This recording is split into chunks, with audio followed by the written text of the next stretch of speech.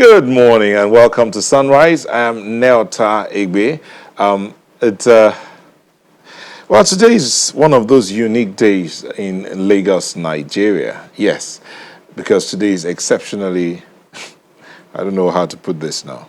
Okay, so let's start from this.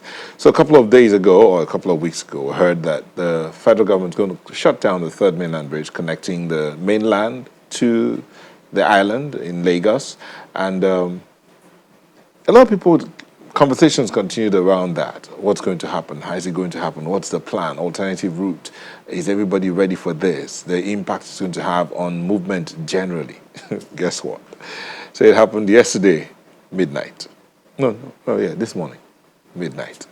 And already, as at 4 a.m., some people that were on the road to different sides of Lagos were already feeling the impact of that closure. Whew. Yeah, you're wondering why my co-anchor is not here. Don't worry, she'll walk in shortly. And she will tell you a little bit of what she had to go through. It is what they say, as they say, if you don't have to be there, please don't come out, because it's not madness, it's slower than snail speed. Which is the reason why usually when we get to the road, we talked about this several times, how many road users in Lagos metropolis behave. A 2-lane road will be turned into 5 lanes because some people are rushing to get there before the others. What would it take to just be patient and go slowly? For that period you're in that spot, just go slowly. Eventually you will get there. But if you now take 5 lanes on a 2-lane road, it becomes a problem when you get to the point where you all need to converge. And that's the situation now. So you find that almost all the axial roads onto the third mainland or out of that area are sort of like congested at this moment. So things are slow today in Lagos. But it doesn't mean that the show won't happen. The show is going to happen, and it is happening right now. And we have very exciting topics we'll be looking at today. You need to sit back and be a part of the conversation. Some of them, of course, we'll be talking about the closure of the third mainland bridge and the impact it's going to have. And we have some of those stakeholders that are going to be here to talk to us about this. We're talking about some other things also. So you just need to make yourself comfortable. Alera will be here shortly. Make yourself comfortable, and let's enjoy the show together. Now, some of you that used to go out early in the morning on Saturdays, thank God for the closure. So today you're sitting back to watch the show. And don't laugh. But let's look at what we have lined up on the show today. We're going to start with a look at the development in the Niger Delta. Then the third mainland bridge closure, as I mentioned earlier.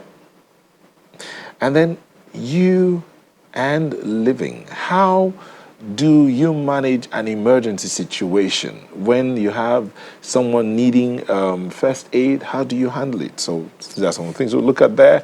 Then we're looking at Project 40 at 40. Interesting times. And of course, we'll end with the artist of the week, and he is one of those ones that we all dance to their music. I let the cat out of the bag. But anyway, we'll be back in a moment. You make yourself comfortable. Get yourself a cup of tea, a cup of water, whatever it is that makes you feel good. We'll be back. Don't go away.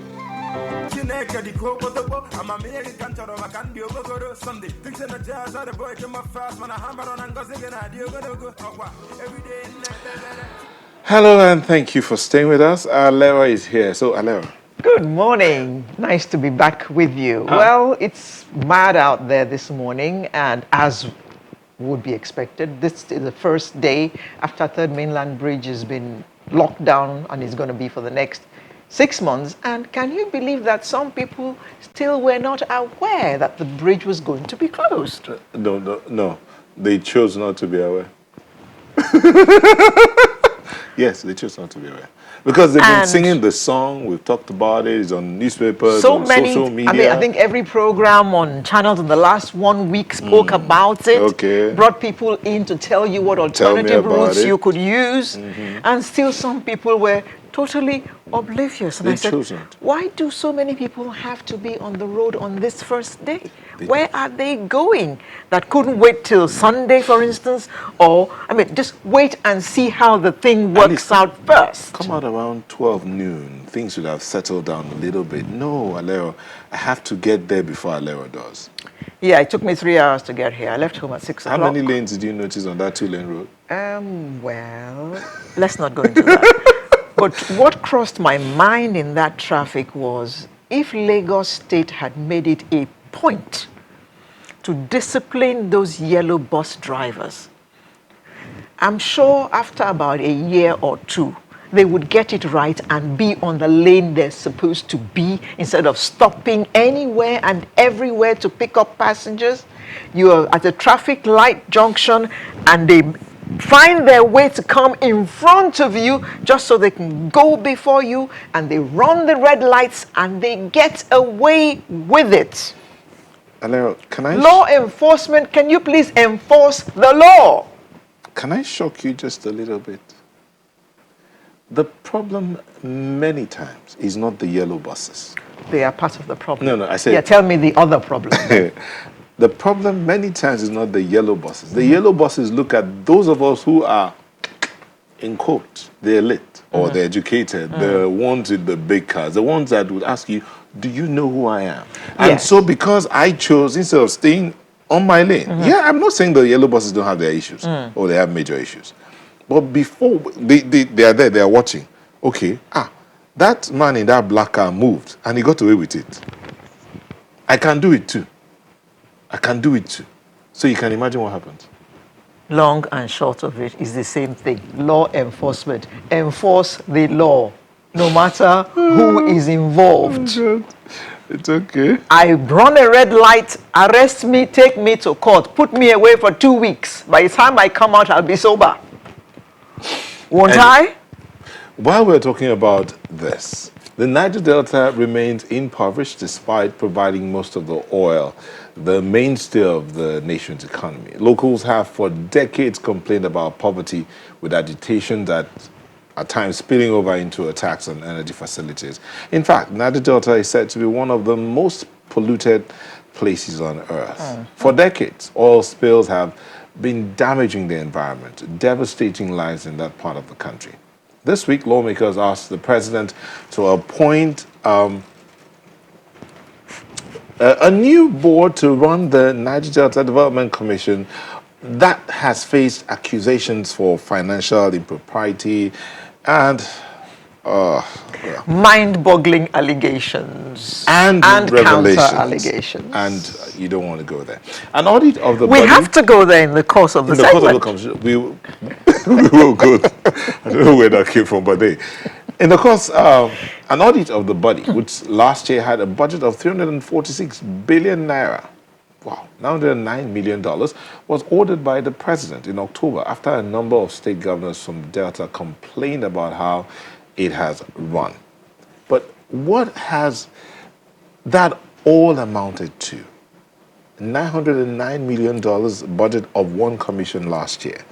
What impact has it been on had on the environment, on that region? None. Well, we have two guests here. Aleo, who happens to come from the Niger Delta, And is very peeved. is actually having fun here, but peeved, but having fun. Well, to help us understand what's happening, we have two guests. We have Ifie Brebina, who is the secretary of the Ijo Elders Forum. He joins us. Oops, he was going to join us via telephone. He's on his way, stuck in traffic, but he'll be here shortly. But here in the studio, we have Linda Longjohn, a public affairs analyst. Hello, Linda. Hello, good morning. Thank you for joining us. Thanks for having me here. A fellow Niger Delta. Yes, I'm in Niger Delta. Okay. And proudly so. Okay, so tell me, what you, in the last week and the couple of weeks gone by, the conversations about the Niger Delta, were you happy about that? First, let me say I want to use this opportunity to thank Mr. President, His Excellency President Muhammadu Buhari, for giving the Niger Deltans the ample opportunity for utmost transparency, for them to know what is being done with the monies, that was, disbursed to that commission. So, and you asked the question if I'm happy with the happenings. As a Niger Deltan, I will not say I am happy. I am not. To say the least, I'm not happy with the happenings. But it's something that can be looked into, and, they will know what the issues are and how to correct those things, and we'll have that Niger Delta that we've always dreamt of. Okay, that's a good place to just pause, and we'll go on a quick break. When we'll come back, we'll continue this conversation. You're not happy, but there is hope. That's what you're saying. Yes, there is hope. Do stay with us. Welcome back, and thank you for staying with us. Yes, I was saying to Linda during that break that I was going to ask her a question, which is something that people have actually been talking about. Some people are saying that the president instituted this to show the Niger Delta people, perpetual agitators, that the evil that they see, the non-development that they see, everything that they see in their region that is bad is being done to them by their own people who have been the ones who have run that commission since it was formed almost 20 years ago. Okay, I wouldn't say you're far from the truth, because that was why the president, asked the IMC to go and do a forensic audit. And when the Niger Delta state governors came up with the idea, the suggestion to the president that they should do a forensic audit, they thought it was going to be for a certain period of time. But the president, had to ask them to go back to as far back as 19 years ago when the commission was set up. So I think the president has the interest of the Niger Deltans at heart, which is why he has asked for them to go back as far back as 19 years ago for the forensic audit, to take place, so we can see these things for ourselves, how it's being played out. And people were scandalized when Dr. Cairo Ojugo said, you get a Niger Delta NDDC contract, and it's like you have won the lottery. You can get a job for 700 million and execute the job with 10 million. And this at a time when the APC government, which is in power right now, is touting and singing from the rooftops right from their campaign time that they were fighting corruption. So how is it that this kind of thing is still going on at a time like this? First and foremost, I would like to say I'm not a spokesperson for the Nddc. I'm just here as a concerned Niger Delta, Yes, and, tell me your thoughts about these goings on at a time like this. I would say it's really disheartening, like everybody would see and, know that this is not what is expected at this time, especially when the Niger Deltans are yearning for a change, yearning for development, which they've not enjoyed over the years. And most of the resources of the country, if you would agree with me, comes from that region, yet there's nothing on ground to show. So this is not actually the expectation of the Niger Deltans. But like you rightly said, the APC government of President Muhammadu Buhari is still in that line of fighting corruption, which is why you see these things playing out today. Because if it's before, they won't set up a probe, they won't set up any committee, to look into anything. But because this government is, a government that is ready for accountability, a government that is transparent, I repeat, that is why we see these things today. It's strange how that we have. So far, this commission has been handled by people from that region. Is it a question of not having a dream for that region, that they go in there or appear to go in there and mess up things? I don't know what their thoughts are before they get into that position. But every person that has the interest of his people at heart should go in there and do something tangible, something positive. You would agree with me, so that people will see that for a true, you went there and you had the interest of the people at heart, which is the first thing you should think of rather than your own interests. So should that call for the dissolution? I know I'm going ahead of God here, but should the call for the dissolution of the interim management committee happen immediately? I trust the president in his judgments. It's just how do I put it now? Like they've gone in the Senate and they've come out with that resolution that the IMC should be dissolved. I trust the president's judgment on that so that he would know what to do. I know he would take a decision that will be favorable to the Niger Deltans. He won't just do anything that will not favor the Niger Deltans. I think the president, in his capacity, when he's, abreast with all the investigations and all the resolutions, he will decide something that will be favorable, that will be good, that the Niger Deltans will see and they will hear, and it will be better for them. Okay. I can't speak for the president on what he will decide. I don't have that in my hand. Okay, so I like the fact that you're looking at what anybody coming to the Niger Delta can do, what they should do in terms of what's the dream they have for the area and all of that. You're not too advanced in age, and very soon we'll be joined by a member of the Elders Forum in the Niger Delta, one of the Elders Forums there, to talk to us about what they are thinking or what they are seeing and what should be done. But as a younger person, how do you think things could have gone in that region? I think that region is supposed to have been more developed than what we have today, than what we're seeing. It's so sad that up until now, we can't hold on to anything. And to think that it has been run by its own people, is not something anyone should be proud or happy about. Okay, we've since been joined by the Secretary of the Ijaw Elders Forum, Efie Ribena. Good morning, Elder.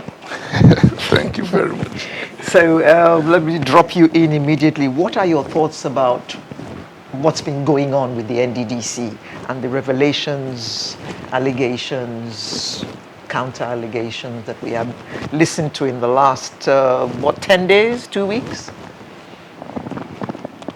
Well, for me, it's an indication of the problems that we have in the country. And it's an indication of the wrong conception, the structural defects in the system that are created in a manner to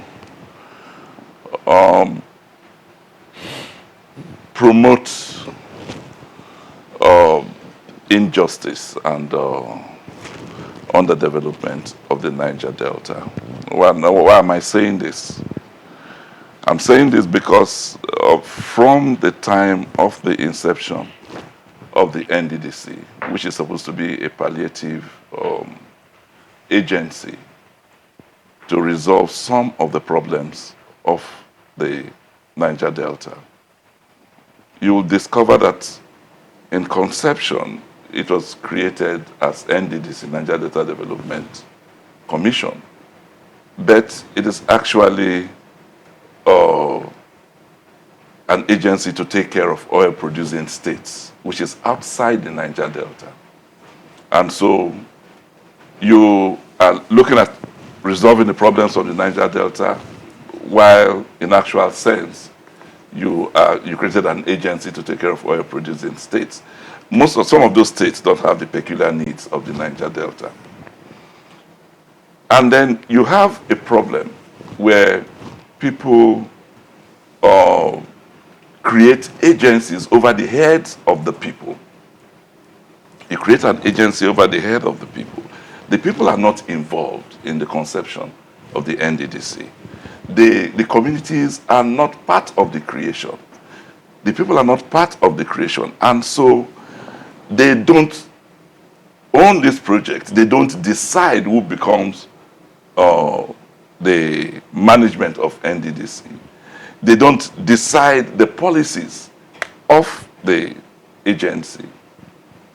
And so you have a situation where people that come up, even from the Niger Delta, because they are selected, they have a defective selective selection process that imposes people that don't have the well-being of the people of the Niger Delta at heart to now run these agencies. And so you find a situation where decisions are taken that are not in the best interest of the people. That is the problem that we have. And the structural defects create the kind of mind-boggling corruption that we now hear or see happening in the agency.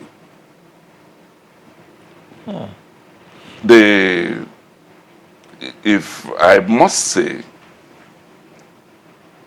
the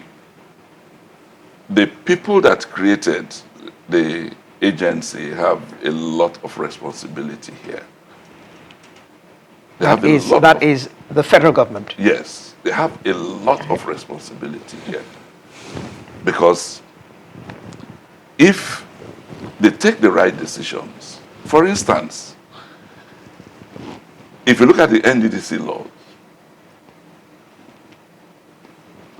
people, that is, agencies are supposed to make contributions to the NDDC. The federal government is supposed to make contributions to the NDDC. But how much of the contributions, how many of those that are supposed to make contributions are actually making contributions? So you discover that, one, the NDDC is underfunded. Two, which is a great injustice to the people of the Niger Delta. Two, the people that are selected to manage the NDDC, most of them from the Niger Delta, also perpetuate the worst injustice against their own people by frittering away the funds of the agency that is supposed to use for the development of the people. Pardon me, Mr. Dribena, you said that the NDDC is underfunded. Yes. It's underfunded because the law created how there is a certain percentage of contributions from oil companies and all that, and from the federal government. Okay. And none of them, including the federal government, is giving, have met its obligations to the agency. If we're looking at what we know now, yes, wouldn't that have been more money to be stolen? We should be talking about what's the little money. You say underfunded, so I use the word little money. Yes. So what has the little money that is coming been used for? What do we see? What kind of development do we see, no matter how little that this little money has brought to the area? That is why I said you have the people of the Niger Delta are suffering a case of double jeopardy. The one, adequate provisions are not made. Two, the little provisions that is made is being frittered away by indigents in cohorts with others outside the region. So there is nothing, there is no development, even that is the little that is coming, it's not being used appropriately. And that is what the current saga is revealing. Okay, Linda, when you started, you said you're not happy with the situation there. But you also started by commending the president for saying there should be an audit. Is the audit happening in your opinion? And what do you hope to see from that? Because some will say the legislature is already auditing. And from what we are getting there, what would the audit find? I think the minister said the audit was ongoing. Like I said earlier, I'm not a spokesperson for the Nddc, but I would want to believe that the audit is ongoing. And what I would want to see is utmost transparency concerning this audit. Anybody that has misappropriated these funds should be brought to book. That will give joy to the people of the Niger Delta. At least they will have this hope to see that people are being, treated the way they should be treated, that has, misused funds meant for the development of that region. That will be something that will satisfy the common Niger Delta man, no matter how we look at it. It will bring kind of succor, kind of joy, and a new hope to the people of that region to see that people are being made to suffer for what they have done with those funds. Okay, so when you heard the Senate and the House of Representatives start out this probe and some of the things they were talking about, do you think that they were asking the right questions? I mean, for a younger person, do you think they were asking the right questions? Like, when you heard some of the amounts being mentioned, in your mind, what do you think should be happening?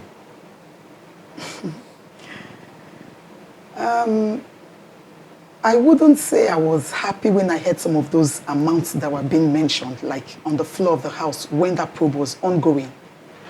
But like I said, it is something that has opened our eyes, to see what's been ongoing. And since there is a committee that has been set up, I wouldn't want to dabble too much into that. But what would you be expecting the committee to look at? What I would expect the committee to look at? There are some allegations and counter allegations. If the committee wants to be, very neutral, bringing everybody to the chopping board, not trying to let all the allegations that has been, put in place be looked into so that everybody can have this, peace of mind that there is transparency in that committee, not just trying to work to cover up a certain issue that has been brought up by one other party, trying to cover up for your people or for some of the members of the House. Okay. Also, sorry, Alera. Yeah. When you said the monies as little have been filtered away, but you're of the Elders Forum, and we do know that I'm from the southern part of the country, and I do know that part of our growing up, which is an African thing, is that when elders speak, the younger generation keep quiet. Have the elders called any of these people to book to say, what have you been doing?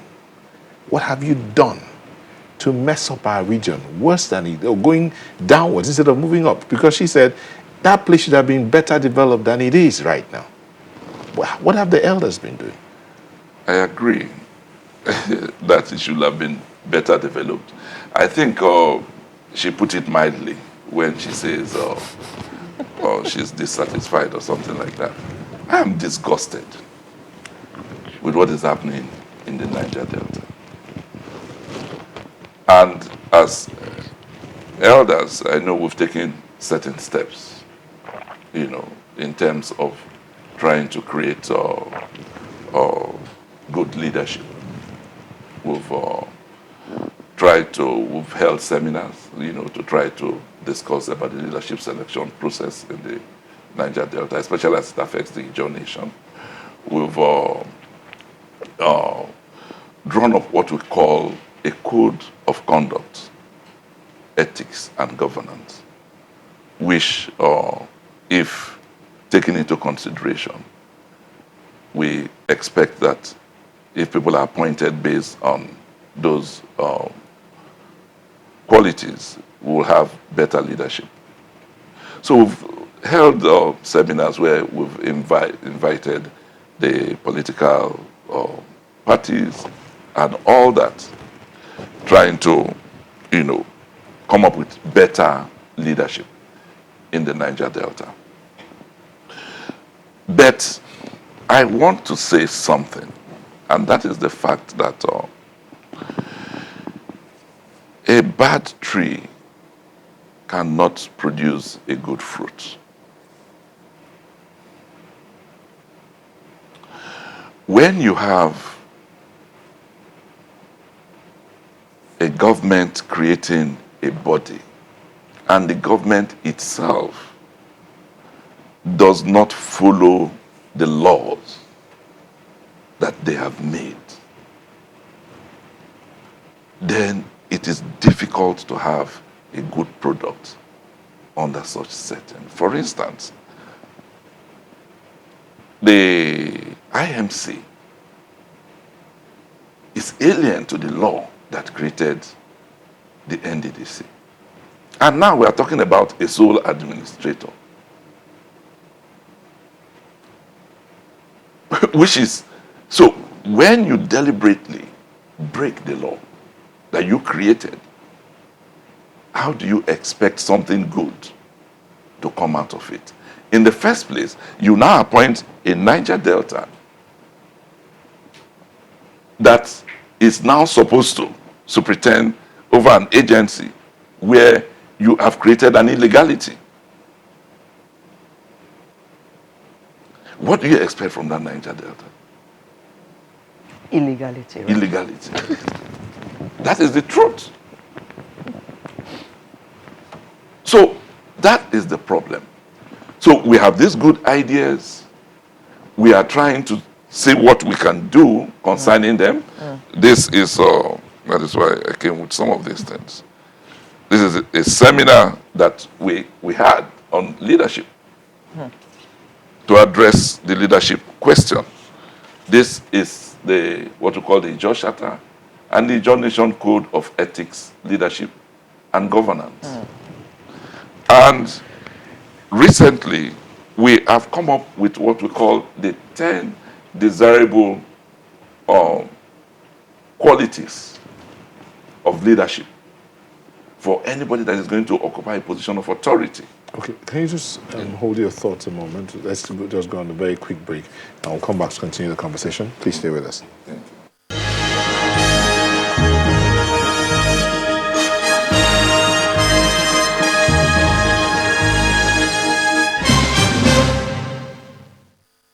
Thank you for staying with us. We're still looking at development in the Niger Delta. Mr. Brebina, you were talking about the leadership selection process as we begin to wind down. What can be done differently? Or what should be done? Government and people responsible for selecting people into position of authority should ensure that the people, that is the people and the communities, have an input. You see, the problem we have is that both for elections and even in appointments, the people have no contribution. They are not part of the process. And so people that are appointed and people that are elected are people that don't really share the values of the people. Well, Elder, I'm sure that the federal government will tell you that before they make those selections, that they actually consult with some Niger Delta people, and they are the ones who put forward these names. But the people that they consult, do those people consult the grassroots? Well, it is hoped that they would. No, they don't. They don't. Because they are part of the political class. Again, Okay. why do they have to do consultation when there should be a merit-based selection process? We have a broken society, for God's sake. Sorry, she said, is there a merit? Because the NDDC Act, Section 12, subsection 1B, states that such as qualified for the project. It doesn't have to they don't have to check your heart to know if you, just like people that are qualified. You don't have to be an engineer, you don't have to, but you have to be qualified. It's stated there in the NDDC Act. So I think that's where they do their selections from. Okay. Once you're qualified for that, because... Let me bring in the point here. If that is the point, if it is based on qualification. Yes, sir. How do you now appoint a medical director as director of projects? Okay.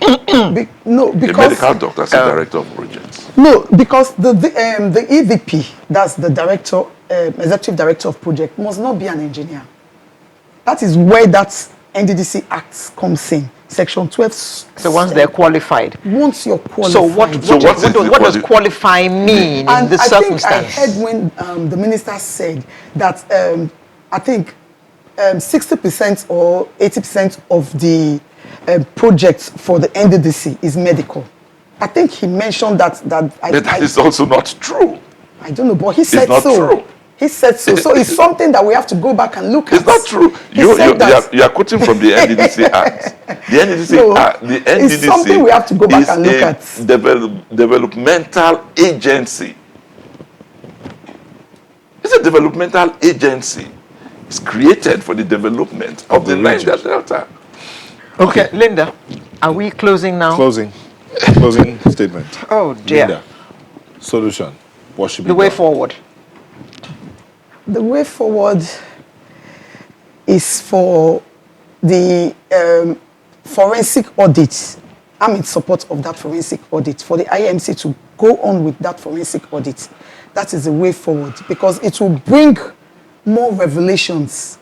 Then in the future, I think they have to appoint people that, like we said in quotes, have the interests of the Niger people at heart. Elder? Yeah, the forensic audit should go on under the supervision of the Auditor General of the Federation. The Niger Delta minister should resign or be sacked. The IMC or acting, whatever they call it, should be dissolved immediately.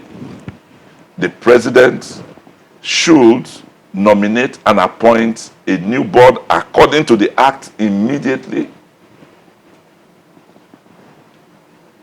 The loudest endorsement of the est that is taking place in the Niger Delta today is the continuous silence of the president on this matter. What about the continued silence of the people of the Niger Delta? We are not silent. But that's talk for another day. Thank you so much. We've been speaking with two Niger Delta indigents, Efie Brebena, is Secretary Joe Elders Forum, and then Linda Longjohn, who is a young lady and a public affairs analyst from the Niger Delta as well. Thank you for sharing your thoughts with us this morning. Thank you for having me. Thank you. Thank you so much. Thank you. Sunrise will be back in a moment. Please stay with us. Thank you for staying with us. Alera, that was a very... We tried to keep it mild, that NDDC thing. But let's see how we can manage this transport. Well, people are waiting for more information, it seems, even though information has been going out for more than 2 weeks about this closure. But from my experience this morning, people still don't, either they're not listening or they're not paying attention, but it's like we still need to keep talking about it. We still need to keep talking about it. So the mainland bridge closure happened about 10 hours ago, and that bridge, of course, is the longest bridge in Africa. Once upon a time it was the longest bridge in Africa, and it's been closed for maintenance work, which began early this morning and will end on the 24th of January. That is 6 entire months. The project covers the rehabilitation of the Oworonshoki bound lanes to start with. And then after 3 months, the work will switch to the other side. So starting from this morning, Lagosians, will have to be disciplined and manage the situation in which they have found themselves. It's my pleasure to welcome, wait for it please, the Commissioner of Police of Lagos State, the Oga himself, Mr. Echo Odumosu. Good morning, bless sir. you, ma. And Good thank morning, you for joining us this morning. And on this side, I have Mr. Segun Ogungbemide, who is a Road Safety Corps Commander of Lagos State. Sector Commander, Lagos It's State. a pleasure to be here. Good morning, sir. I will not say that I felt in a big way the presence of your men this morning coming here, because I left Aja area at 6 o'clock and I did not step into the studio till 9 a.m.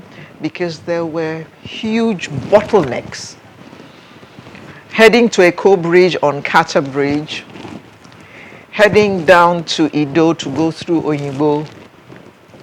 You know, it looked like people were not aware of which roads they should use, and there were not enough law enforcement or traffic operators to direct people. Sir, what was responsible for that? Is it because it's the first day? Thank you very much.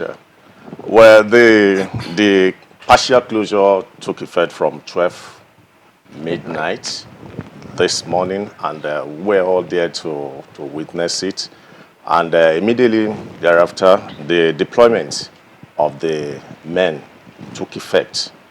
Naturally, being the first day, we were anticipating that things would just take, gradual effect.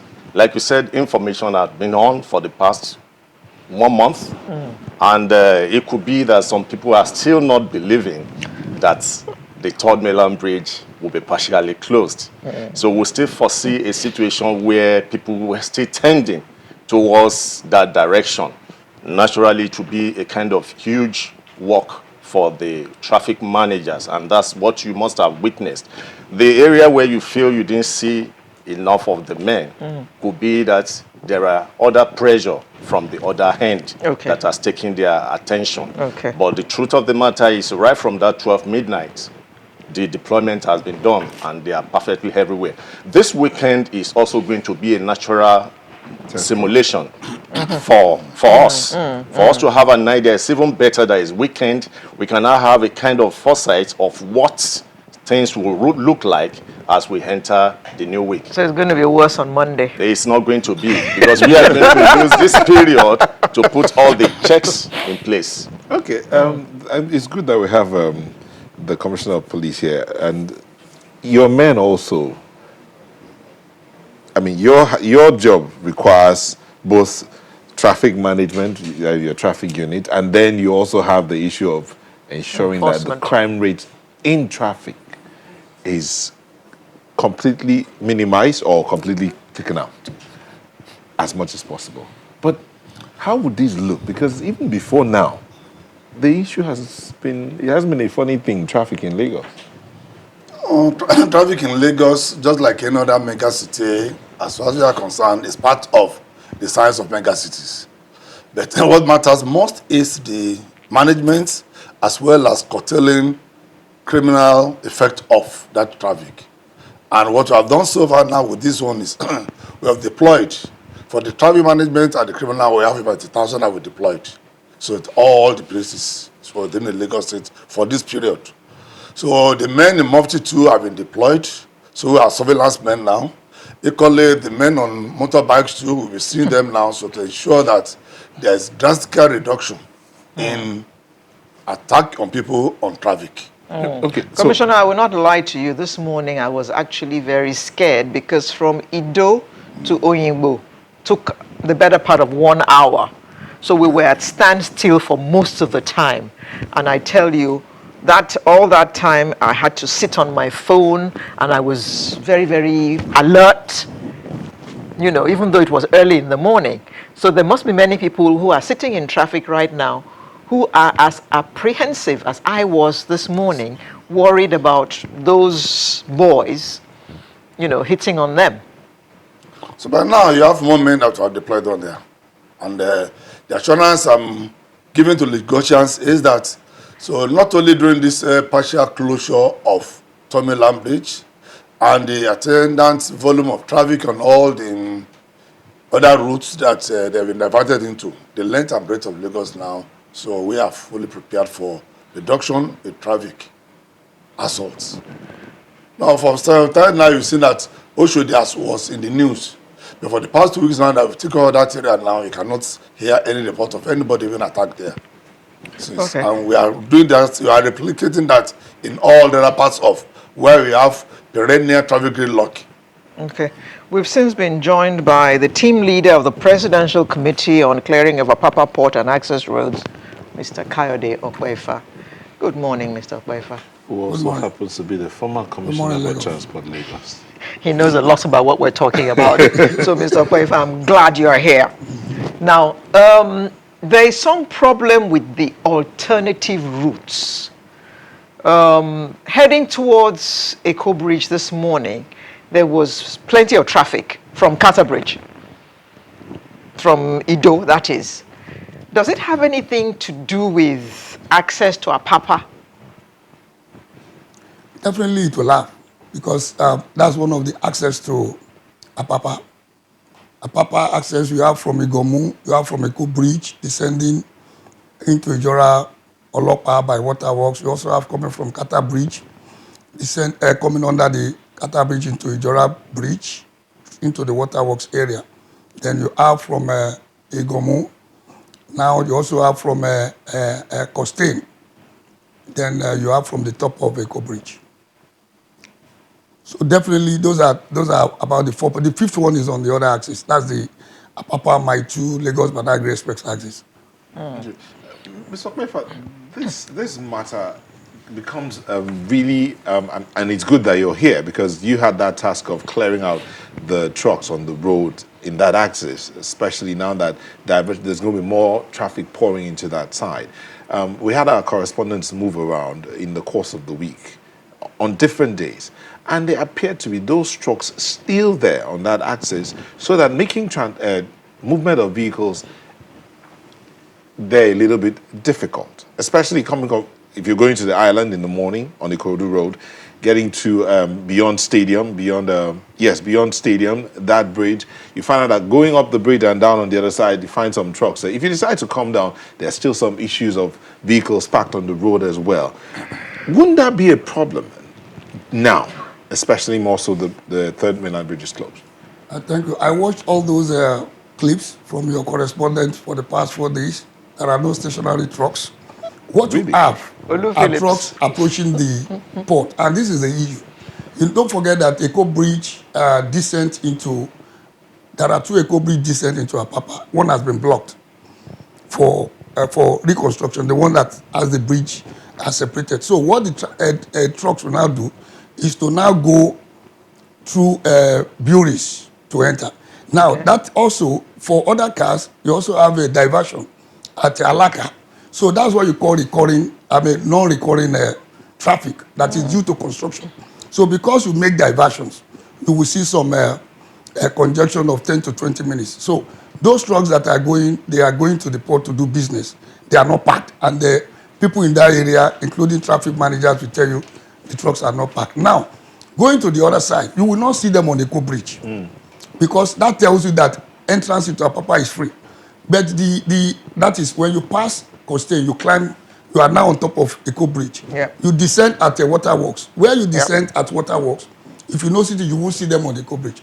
But under the bridge of Eko Bridge, where you have the Ijora underpass, you will see because a lot of the trailer parks are outside the Apapa corridor. For example, the ones around Ido and all those waterfronts around Izo. So when they come out through the axis.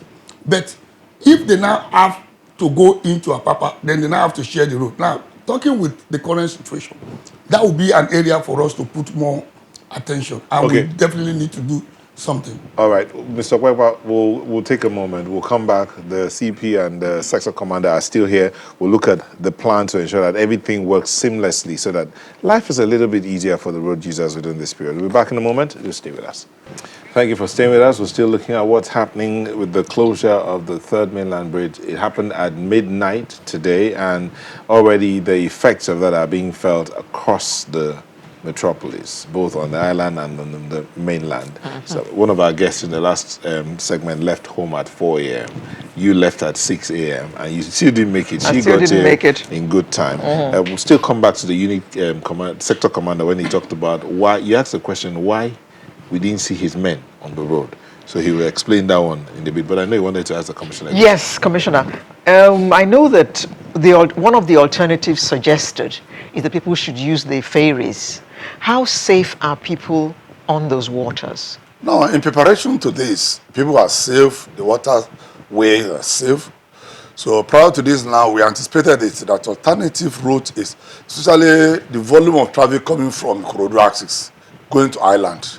So that is the shorter route for them now, and to take the vehicular volume off the alternative route. So 4 other gunboats, so from the police, with the instruments of the government now have been repaired. They are on the road. And I've directed the on the water, officer, on the waterways. So I've directed my also the officer in charge of marine. So those are the routes you should concentrate. So unless there is any emergency on other parts of the waterways now, then it can move in. So where we have the jetties, where we have the Lagos State water boats coming in, those are the area. And I currently have a relationship now with the GM of last one, so that when they are moving volume of passengers now from that area now, so let us know, so that we add more. So Urochoki now, where they are going to cut now, so we're having a boat there, so for that, so as to pilot people down straight to island. The same thing, so by Dumota end, so where the close to work ground, many people are moving down there. So we have all these ones now to make sure that the waterways are safe, and to encourage many people now to go and reduce the volume of human traffic or vehicular one on the roads. No, the access to those ferries is another matter altogether, because, for instance, the ferry at Oroshoki, someone who had used the ferry recently talked about the fact that the access to it is not too clear, it's not too good. So how to access the ferry at Oroshoki is another matter, but I'll take that up with Mr. Okwefa. I'm sure he will have an answer for us on that. But let's get back to... In fact, please, when you're asking Mr. Okwefa that question, we need to know all the locations where you can access ferry, so that people would prefer to move by ferry than to move by road at this time. At least but they don't know where. There's no traffic on the waterways. Thank you. The Sector Commander. Sector Commander, that question Alera asked you about why your men were not there to help manage the situation. Which I actually responded to. Yes, but not too clear. It wasn't too clear why they were not seen. Is it that the deployment was done after 6 a.m. or was it done before 6 a.m.? Were they already on ground before the closure? I know that it's extra work for all your people. Thank you very much. Certainly it's extra work which we were all prepared for. The challenges were anticipated, all along. And like I said, the closure was at 12 midnight, and immediately after the closure, the partial concentration was on that third mainland bridge for us to assess and make sure that the traffic within that period was actually taken care of. The deployment to the other intersections and choke-up area took effect immediately. The road network of all the alternative routes are long and wide. So we are not talking of route lining. We are talking of intersections, choke-up area, and slip roads. You understand? So wherever she must have passed, naturally there could have been pockets of men there. And at the other side, where there could be pressure, the men too had deployed. But as time goes on, you'll be seeing the presence of more. But we are also expecting more than 600 LASMA to also complement whatever we are putting on ground. This is just the first day. Naturally, challenges will come, and we are going to solve it as it comes. Commander, let me say immediately that your men were at Ido. As you come off Carter Bridge, your men were there at the foot of the bridge. But the traffic was coming from Oyinbo Market. Yes. And your men were not there to direct traffic. The madness was in Oyinbo Market. Yes. Because today is market day. It was discussed at length yesterday. Oyinbo Market, that's the final stakeholders meeting. Oyinbo Market was the real line of concentration in our discussion because of the market. And Lagos State has been given the mandate by the forum to say, let the market be pushed back. Because as long as we have the market there, it will create an obstruction on the main road, which is actually going to be a major issue. If we One we lane. talk, When you got to the market, when you- one lane. that was the issue that was discovered, Yeah. and they are already on top of it. But when you talk of Igbo markets, and we're talking of, how crowded that place could be, and you can imagine that even if the men are there, there could be, a kind of choke up, even in the midst of the work they are doing. That you might not be able to know that they are there, but they are actually there this morning controlling the traffic. On your way back, I'm telling you with every conviction that I'm very sure, on your way back you can take your time to wait and still reconfirm. Okay. No, I'm not going back through. Thank you very much. Once in 1 month. Okay, so see this question, and let me just take it up with you so that you can respond. Okay, Boy Blue says, why are there no men of the road safety along the Ikorodu Road by Funshaw, Williams through to Costain? Are your men around that As area? at what time? Is it talking as at now?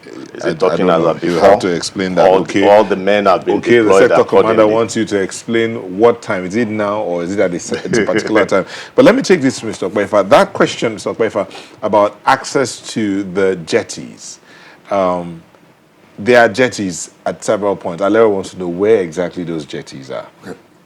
Thank you very much. The access roads to those jetties, in particular, I mentioned the Oronchoki jetty because someone had talked about it. The access to that place is just, as they say in local parlance, kurukere. So, bendy, just to get there. So how accessible are those jetties to ease the pressure on the roads? Thank you very much.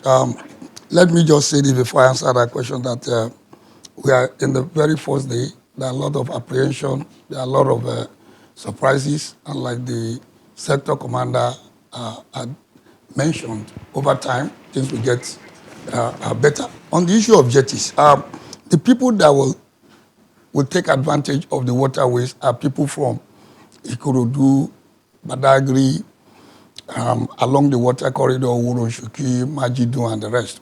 Now, where are the jetties? You have one at Ipakodo, a standard jetty that takes you from Ikorodu. That's the Ikorodu jetty. And it can take you down to Island, where you can descend at along the, where you have Admiralty toll gate, all along that corridor, down to Falomo interchange, you have the 5 Kauri jetty. And then you can also take that to Butero. That will take you into the core of Lagos Island, Saleko. And so there's another jetty there, very standard and safe jetty. Now, if you're coming from the Badagry axis, you have Ebute Ojo. That will take you from Ojo. Around the Kukumaiko, there's another one. The Ebute Ojo, Kukumaiko will bring you down to Maitu. And from Maitu, there's also a movement up to Marina. You can get to Marina, you can get to Ebuteru, and you can get to any Palo. Now, on the Oronshoki, and there are 2 jetties in that area. There is Oronshoki, and there is one by the Unilage waterfront. Now, it's a built-up area. So the access, like you described, it was not as if a jetty was built with roads. The government took advantage of the Unilag waterfront to put one, I think that's the Bariga Ilaje jetty. Then you have the Urunchuki, which you cannot see from out there. That one can also take you to Agboyi and the Majidu. So the access on the Urunchuki and the Bariga may be as it described, but the fact remains that you can still find your way to the jetty. Now, seriously speaking, for those coming to Lagos Island in the morning, nothing has changed. Your road is still the same. The 3rd Mainland Bridge is still available. And that's the explanation from the government that 80% of people who use that road will still have access to the road. So the concern more is like my sister's kind of moving from an island into the mainland. And also on this issue of men on the road. Believe me, I passed through all those routes this morning. The men are there. I saw the last men. I saw few FRC men. And we should not forget, it's 250 and 650 additional men. They're actually there. What happened this morning is apprehension. And then people are just getting to adjust. On the port, let me tell you, it works 24 hours, but the trucks are not expected to be on the road. Mr. Befa, just hold it there because someone just sent in a message and I need to take it up with you. He says, let me read verbatim. He says, what's his name? Zizu_NG says, tell Mr. Okbefa that the Alaka Costain bottleneck is beyond 20 minutes, as he said in his statement. He also says that the trucks, Olasheni Ogunyin says that why are the trucks blocking the 2 lanes from Ojuelegba inward stadium? Says these trucks literally park on the road and cause total lockdown on that axis. I know you talked about that they have to use the brewery to access Apapa, but is there a way for them to stay on one side, but 2 lanes are blocked? That's what Laseni is saying here. Agreed. Now, a correction. I never said it takes 2 minutes traffic at. He said 20 minutes. He said it's longer than 20 minutes. I never referred to that area as a 20 minutes. I said for you to the 20 minutes you add to your journey, to your former journey. Okay. Now at Alaka you have a diversion. When you have a diversion, you are going to have a non-recurring traffic due to that diversion. Now you have that is inward Lagos. The traffic is referred to as inward Lagos. That area is not affected by this diversion. So it's another issue. Now, as at yesterday, we discovered yesterday, they were fixing the Abebe Igomu area. That caused a lot of traffic in that area yesterday. I don't know what has caused it this morning. Now, what I said is that the tankers, you won't see truck on Alaka Costain this morning. I passed through that place. You see tankers and cars. The tankers are going to load. Now, what we are doing with them is to restrict when they will load, just like we did during Christmas. That's what we need to do. Now, they are supposed to take 1 lane. That is the job of the enforcement officers on ground. They should keep them to be on 1 lane. I agree with him. Commissioner, we should also recognize that many people are still working from home. So what we have on the road, or what we shall have on the road on Monday, is not the full complement of Lagos people moving from the mainland to the island and from the island back after work at 5 p.m.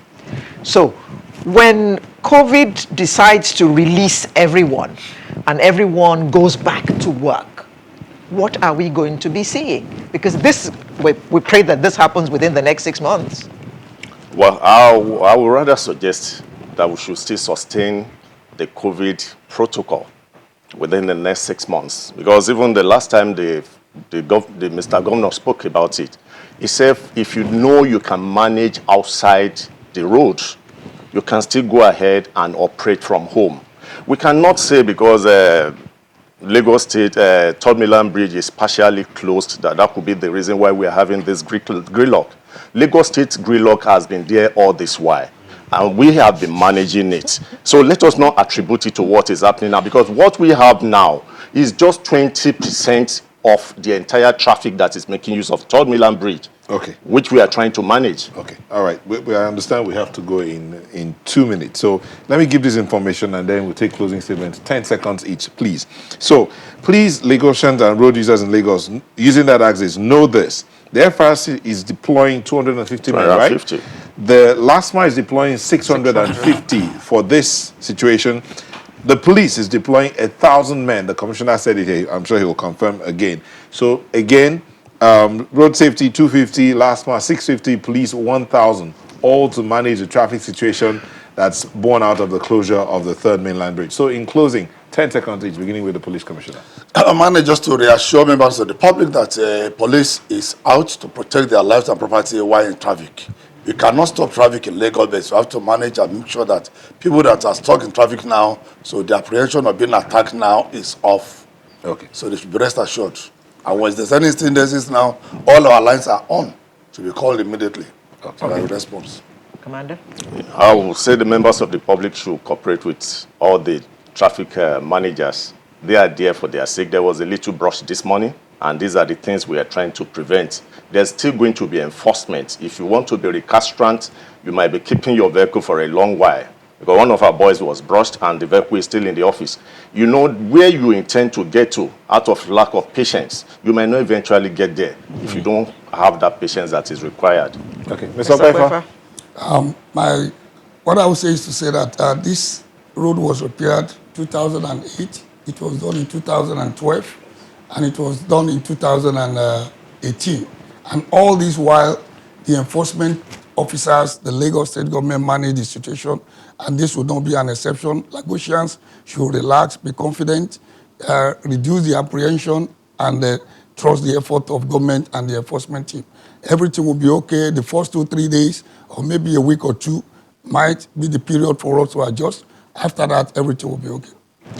Thank you very much, Mr. Okpeifa, and that is where we have to draw the curtain on this segment for today. I would like to thank Mr. Hakeem Odumosu, Commissioner of Police, Lagos State, Sector Commander, Federal Road Safety Corps, Mr. Segun Ogungbemide, Thank you very much. as well as Mr. Kayode Okpeifa, Your brother. Team Leader of the Presidential Committee on Clearing of Apapa Port and Access Roads. Thank you very much for coming. We hope to see you again soon with an update, and I mean the entire Indeed, team. we'll bring all of you back again. Thank you very much for coming. Sunrise will return in just a moment with another interesting conversation. Do stay with us.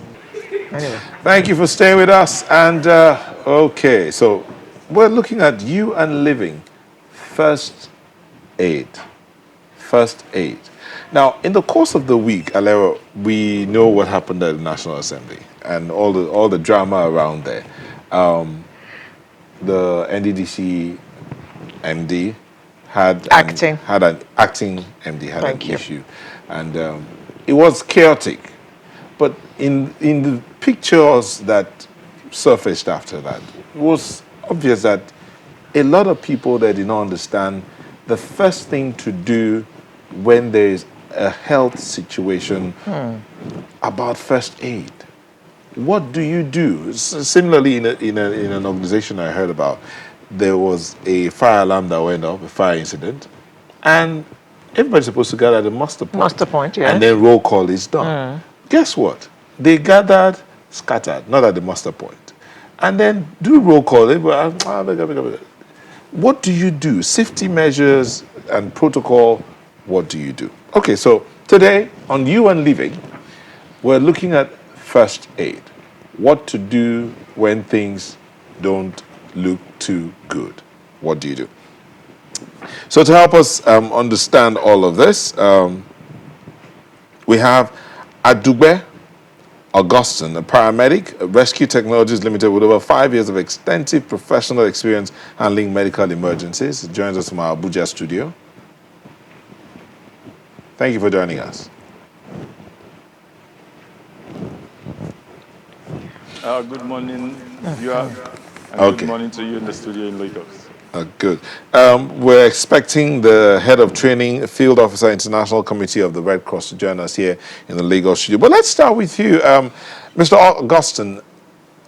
What, in the face of the things that happen around, I mean, emergency situations are right here and there. Sometimes they're not, when emergency situations are not things you prepare for. But what have you observed as regards how people react when there's need, when something goes awry and needs emergency attendant?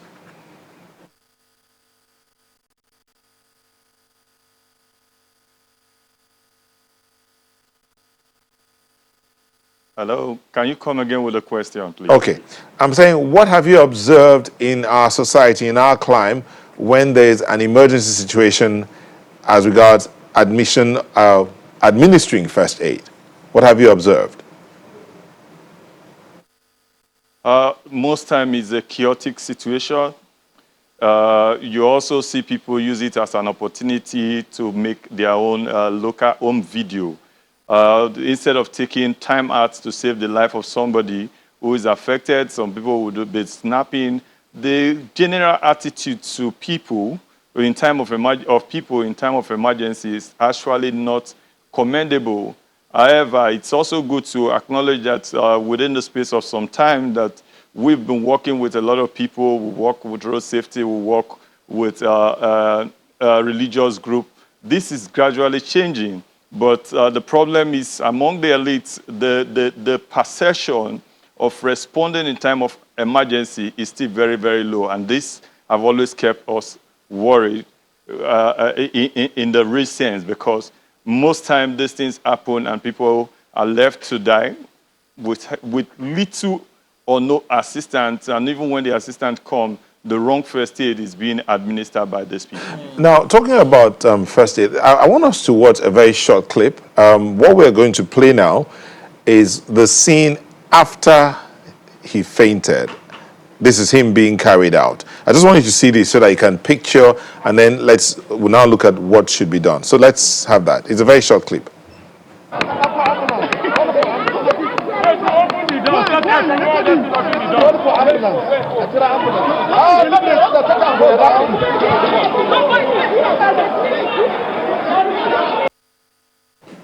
Now, even at that, the picture you saw there, even the way the acting MD of the NDDC was being led out or carried out, is that the best way to have done it? No.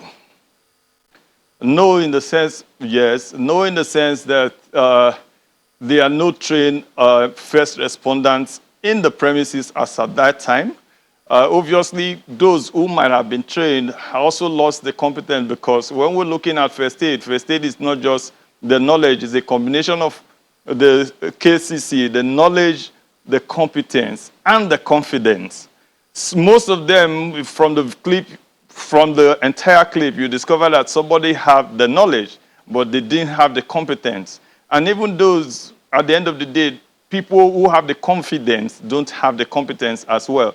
So taking him out within the space where this incident happened, in a normal society, as enacted by the law of the Federal Republic of Nigeria, sometimes I don't know whether to be happy that this incident actually happened at the seat of legislature, because in the Workplace Safety Act of 1990, the same legislators enact the act that every workplace should have trained first aiders, trained emergency responders. Now, if in 1990 this act was enacted by the legislators, now an incident happened in their own domain, we couldn't find any first responders running to provide a professional first aid, workplace first aid skill, then it keeps us worried in a sense of the Nigeria thing. So I also want to say that we should take an opportunity. This is a lesson to everybody. This is a lesson to the political class. This is a lesson to business moguls. Because if ordinarily you approach the acting MD of the NDDC like 6 months ago that you need to train your personnel on first aid, it will tell you first aid is useless, we have hospitals.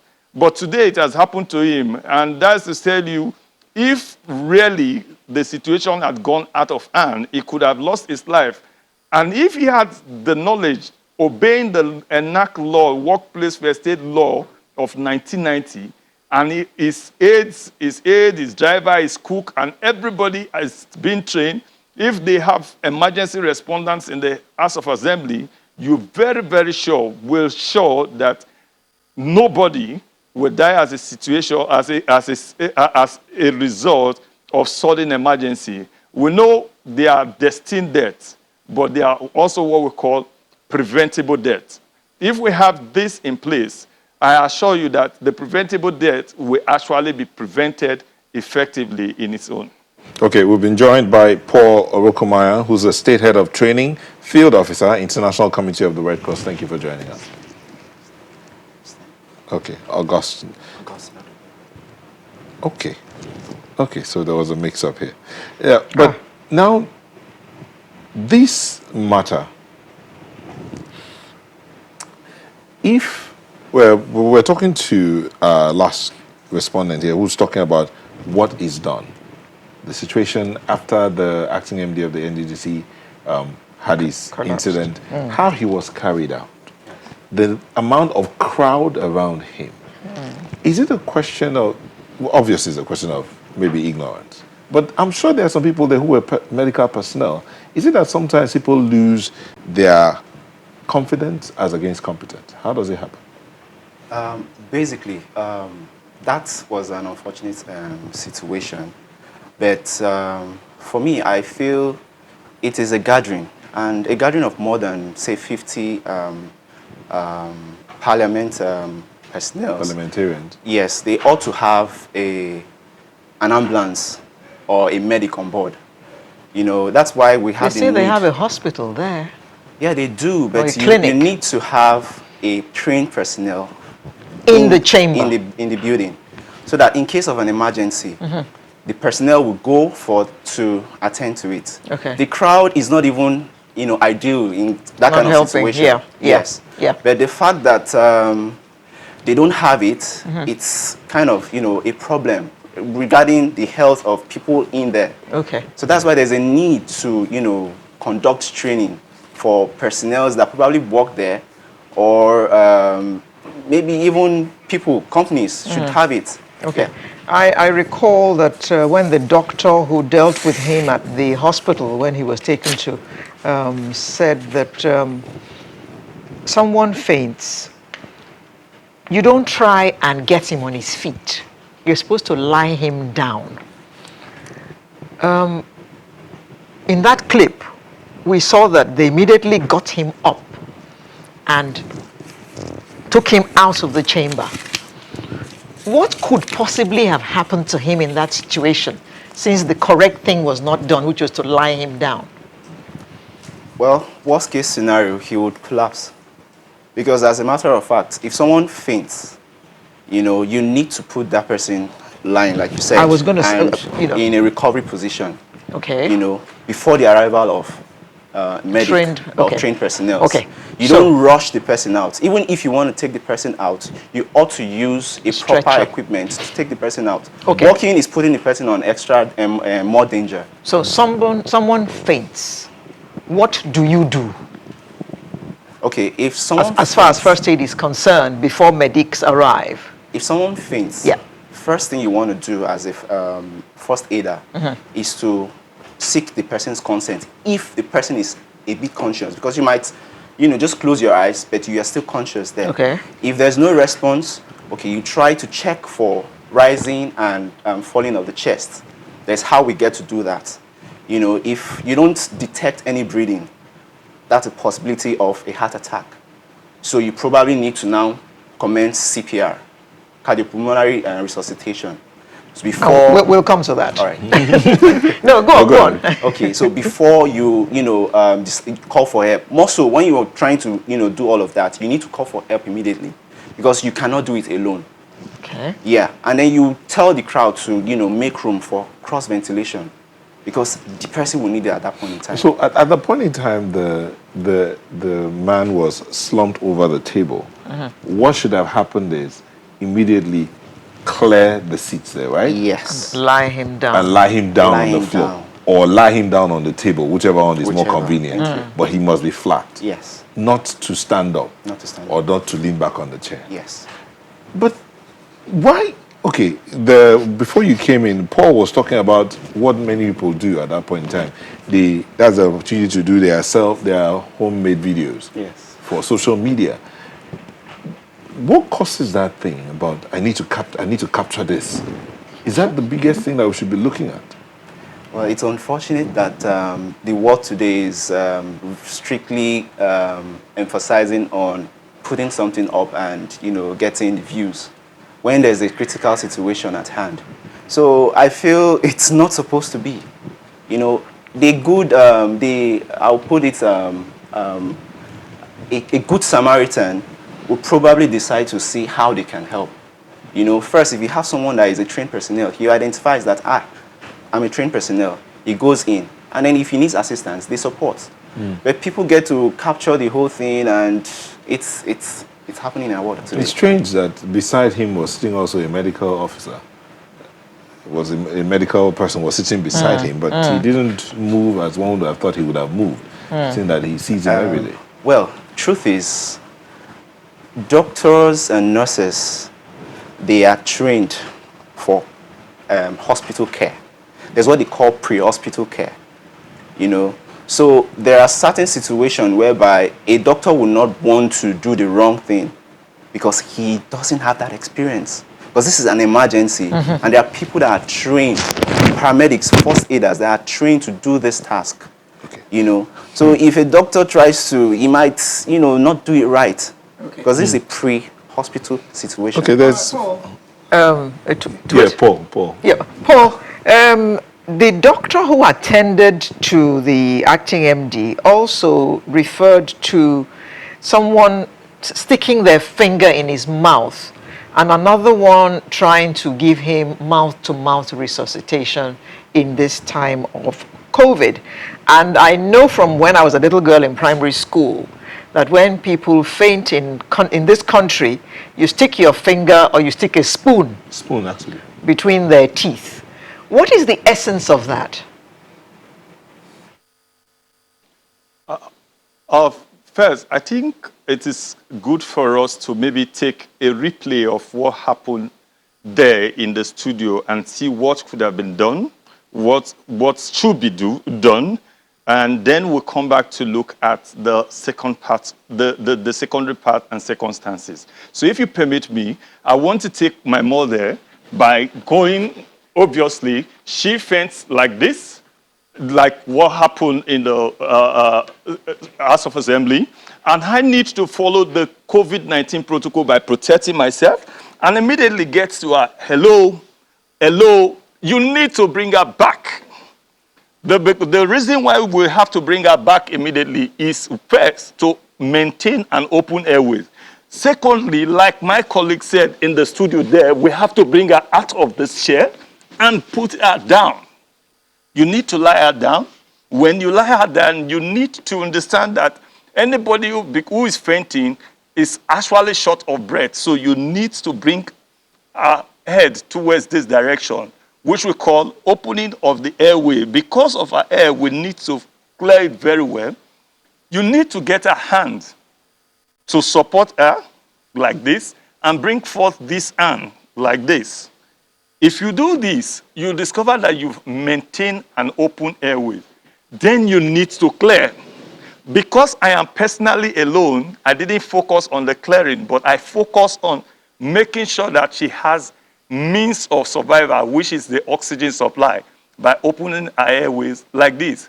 In this time of COVID, for me to come in contact with anybody, you need to use a protective gel by putting on an hand glove. You need to have your shield.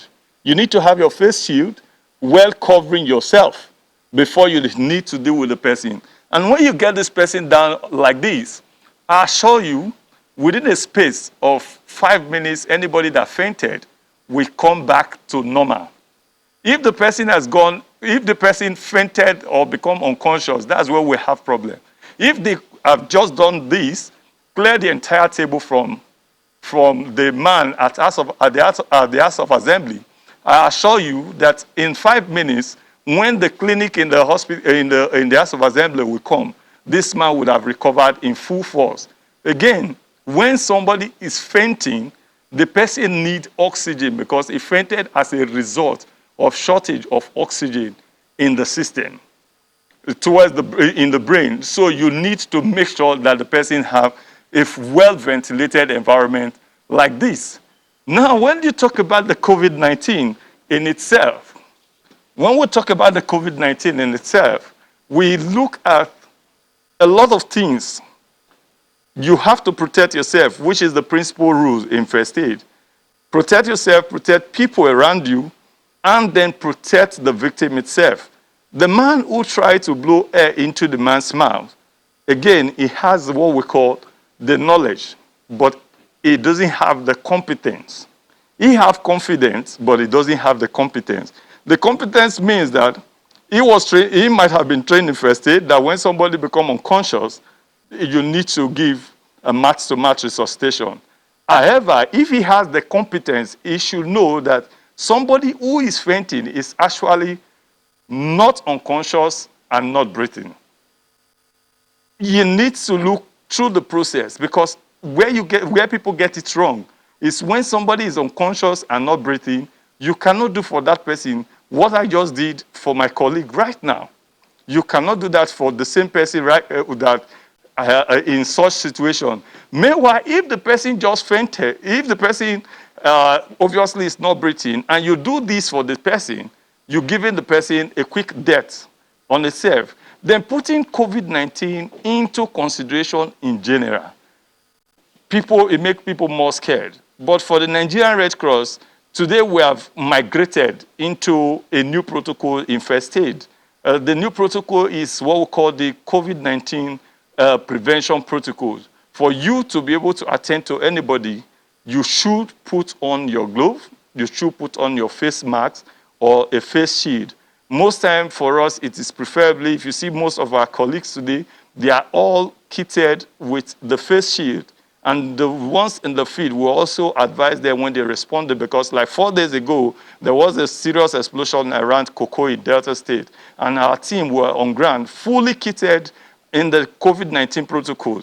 But for the one in the House of Assembly, for example, if the House of Assembly follow the normal standard safety protocol, in every sitting, they're supposed to have trained first aiders or trained paramedics. You know, I happen to be in the two side because I am a certified paramedic. You need to have a paramedic in the building.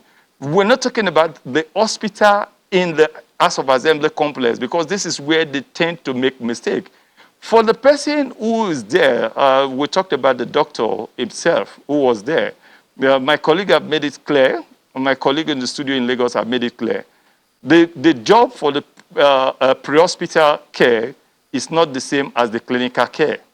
However, there are laws that have been neglected in Nigeria, which is not good. Many years ago, for you to study medicine in your 100 level, you must pass first aid as a course, and it's done as an elective course where the Red Cross is invited to the university to take the medical students on advanced cardiac life support. We do the training for them as an elective course before they progress to their 200 level. Today, it's no longer in place. It's no longer in place. That is why you will see some medical doctors in the field outside the clinic look at people who are dying and might not be able to do things because they are all focused in the clinical stage. So we are trying to say in this stead, because if we don't get this right, most people that died from road traffic accident actually do not die because the doctors are incompetent in the hospital. They die because of the damage that is caused between the accident scene and the hospital. All the complications you see if resulting from... Okay, Paul, we might just hold on. We would come back to you to take us through the demonstration in applying first aid. Take us through a demonstration again to wind down. But let me come back here to Augustine. Augustine, in applying or administering first aid, what should be the first thing? So people talk about the 3 Ps and all of that. What should be the first things? What should be the focus of the person that's about to administer first aid? Okay, first, before you administer first aid, you need to determine the safety of the environment. You know, they said your safety first before you attend to the person, because you cannot be a dead hero. You're trying to help somebody and then you dies. And then about the 3 Ps, it's a rule that every first aider should abide by. First, it's to preserve health. That's for you to preserve the life. You know, the next P is to promote recovery. And then the third P is to Prevent injury. Prevent further injury. So these 3 Ps are very important as a first responder. So now, after you check for safety of the scene, the next thing you want to do is to call the person on the floor to seek their consent, to know if they can respond, so that you will know whatever it is, especially when you're not at the scene when it happened. So once you get to do that, and you find out that the person is not responding back to you, so you go further to provide help. Now, the essence of this is to do this right so that you are able to preserve or save that life. So as a first responder, especially in this COVID-19 era, you need to look out for yourself. So you have to have your personal protective equipment. You know, you wear your gloves, and then you have your face mask on. And then if there's a need for you to, breathe to the person, you ought to, have your own personal nose mask, so that you get to use that to respond at that point in time. So once you go there, you call for the attention, there's no breathing and all of that, and then you ought to now check for the person's pulse. Normally, if I have a mannequin here, I would just show you how it is, but let me just show you. You try to check for the pulse, just, from this midline to the end here, you just put your hand a bit down to confirm if the person has a pulse. Because you can, there are two things a paramedic should be able to figure out: whether the person is breathing or he has a pulse. One of the two might, be a thing to consider. So if you don't find a pulse, that means the person is out. So you need to start, providing CPR, so that you can you'll be the manual support the person needs before the arrival of further help. I failed to mention. So what if you do this? You feel the pulse. Yes. Right. That's just below the neckline here, Yes. below the chin here. So you do that. You feel the pulse, but the person is not breathing. Do you begin to do the mouth-to-mouth resuscitation at that time? Yes, you still have to do Or that. which one do you do first? The pumping of the chest or the mouth-to-mouth resuscitation? Okay. Normally, the pumping of the chest is important. Because sometimes, especially when it's not safe, especially in the COVID-19 era, you don't want to, try to breathe into the person. What you're doing by doing CPR is to ensure that the heart is able to pump blood to the brain. The brain, in about 4 minutes, if the brain doesn't get oxygen, is dead. So you are trying to do that. Even if that is what you are able to do to save that life at that instant, do it. But it's important. It's a 30-20 sequence. You do 30 chest compression, and then, sorry, I said 20, 2 breath. So 30 chest compression, and then 2 breath. You do that, you do it again, you do that. So you keep doing that until you're able to get a rhythm. A rhythm is for the heart to just come back to start, beating on its own. But if that is not possible, especially when you call for help, AED comes in, they apply that, and, shock. Augustine, the question that I had asked Paul, which he didn't respond to, why do people tend to want to put their finger or a spoon in somebody's mouth who has fainted? Okay. Thank you for bringing that question back, because I was going to, reiterate that. There's what is called seizures. And once a person is having seizures, it's especially something with people that are epileptic. So seizures would cause your tongue to try to block your airway. So what they are trying to do is to bring back the tongue. Like you said, there are maneuvers we do now that have, changed over time. Nobody wants you to use a spoon anymore. It is not supposed to be. It could happen. Seizures, most time, since it's pre-hospital care we're looking at here. So what you need to do is try to secure a airway. Don't try to put your hand in the person's mouth. You don't want to do that. Sometimes you can even choke the person. So try to put the person in recovery position. And once you are having seizures, your nerves are stiff, your legs, your feet, and then the tongue. So try to get that. If you are able to secure an airway, And then the right thing to do also is, if you have something that is, in the clinic, they call it spatula, but medics, we have what we use, oropharyngeal airway. Use that too. Bros, you don't have a oropharyngeal airway. Yes. I'm here now. Something is happening. What do I do to get that airway you're talking about, so that the tongue doesn't go up to block his airway and all that? What do we do in an emergency? This is an emergency. We can't use spoon. I can't put my finger, but I need to ensure that something goes to stop his tongue from going up and all of that. What do I do? Okay, so what can I use? Well, you said, what can I use? You can use your hands. You can use your hands? Yes, your fingers goes in to bring down the tongue so that it allows for airflow. But sometimes some school of thought will tell you to allow it to take its course, but make sure that Once the person has stopped, you should monitor to make sure that the person has... I think breathing. Paul was supposed to demonstrate something before we let you go. Paul, quick demonstration, please. Real quick. You have 20 seconds. Before the demonstration, let's have something clear.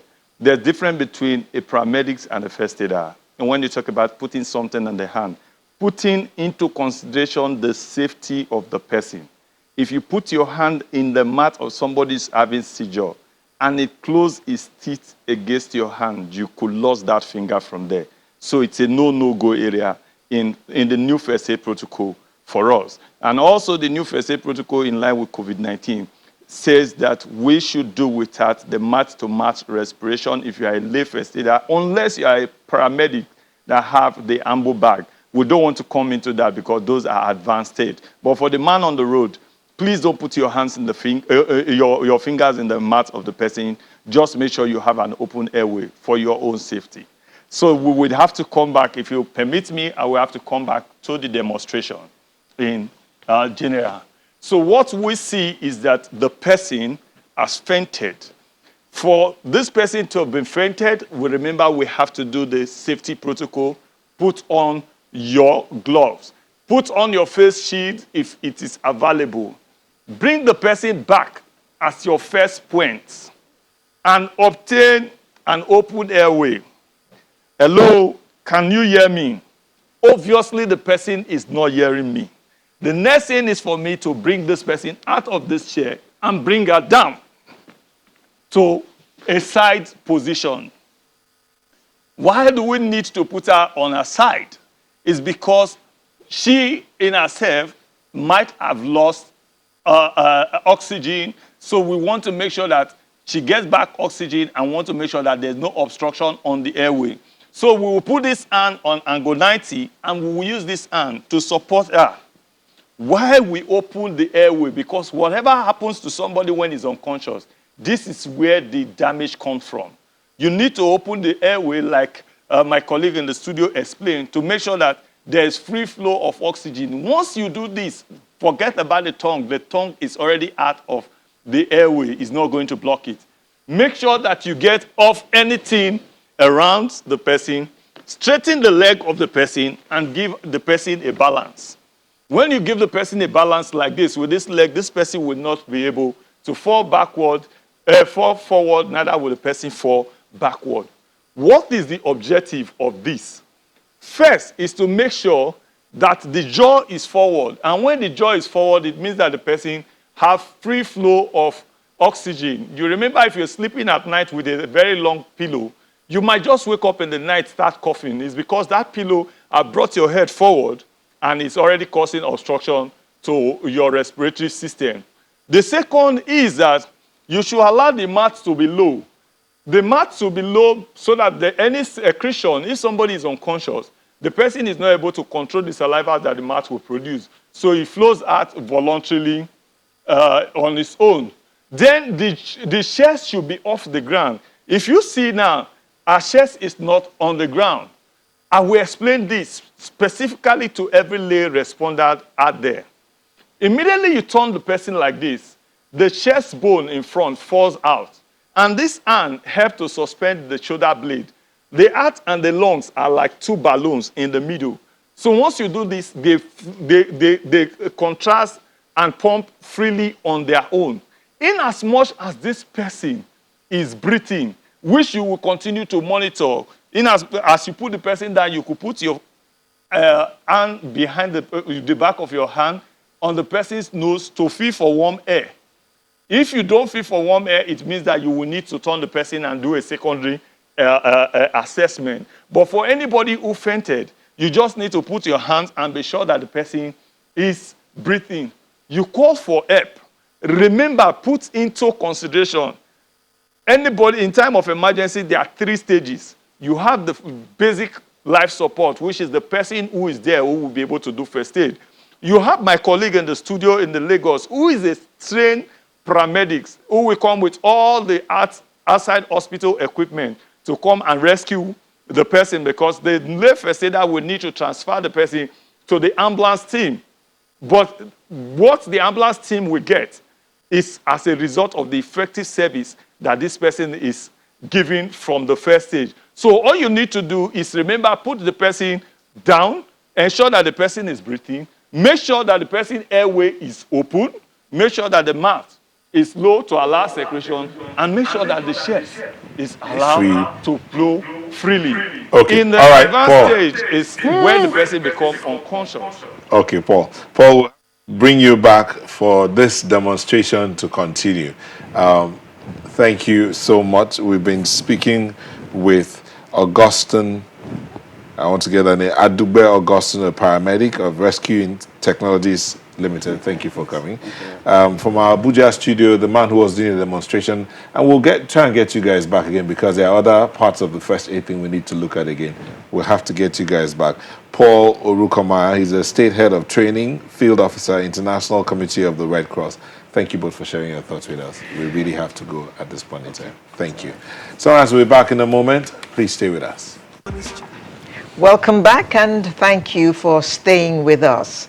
The Ibidun Igodalo Foundation, IIF, is a non-profit organization created to raise awareness on issues pertaining to infertility. It provides grants for couples whilst also providing psychological and spiritual support through their journey to becoming parents.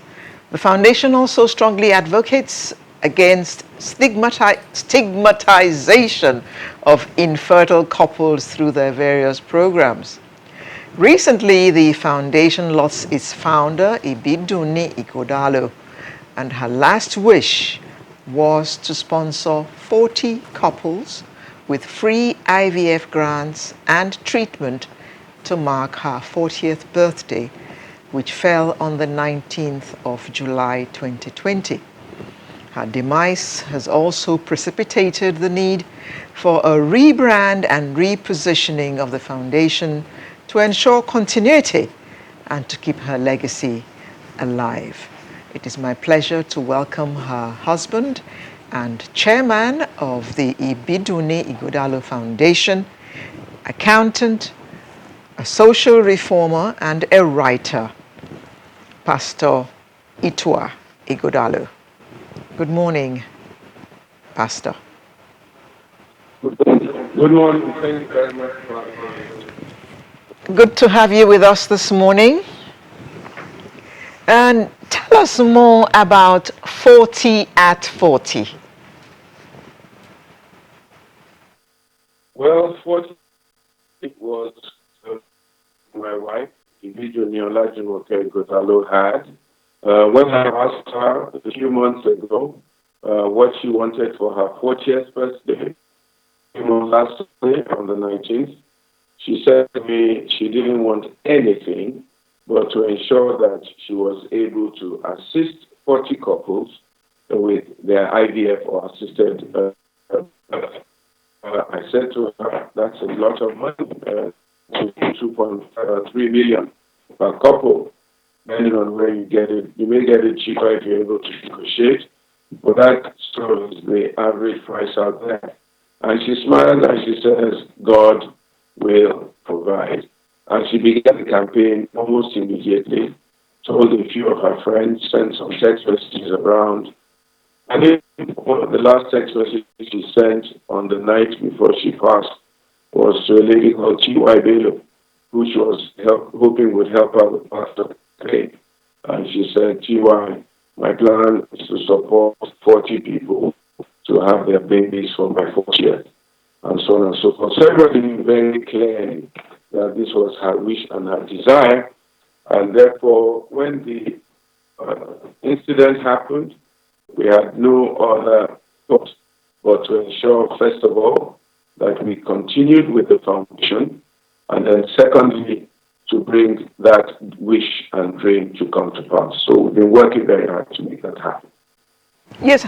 How do you intend to raise this amount of money to keep this dream alive? I'm sure that you are going to write us a check after this program. We're appealing to well-meaning all the place, and the response has been quite good. As a only kept aside somewhere to kick it off, but we don't have enough. And the public have been really, really very supportive. We're using this medium also to as many as possible, including yourself, to join us. No, nothing is too small, nothing is big. And not only want to do 40 at 40, we want to continue this legacy till eternity, so that every year we will try and make sure we support couples. I don't know if we can do 40 every year or more. We will try to ensure that they can carry on charge. One of our themes was my great thing, Joe. I will carry my own and rejoice. Not only that, we're going to also try to support the full program. Some people may be able to birth children normally, but they need encouragement, they need prayer, they need support. We're going to be there. We're having challenges in marriage, we're going to be there for them. Some people may not need IVF. Small medical intervention. Oh dear. Okay, so we're going to get back to Pastor Itwai Godalo to continue that conversation. As I would say, it's a worthy cause. And that question he asked about how they're going to raise the money. There are a lot of other questions and clarity. How would the 40 couples be selected? Yes. And then the sustainability of it all. I know he was saying something there before that we had to come back to him again. How they're going to do it every year. There are some who can actually have their children by natural means. They're able to, they are fertile, but they have things. Is that part of what they're going to factor into their conversation? And will they be doing 40 every year? Those questions. You were saying something about some people who are able to have their children naturally, but they still need some kind of support. The audio wasn't too clear. Could you come back on that again? Yeah, quite a few people are able to we need a small procedure here and there. We may be able to support with that. Some might need counseling, advice, encouragement, prayers. We may be able to support with that. That's a little bit further down the line. What we want to focus on for here is the IVS.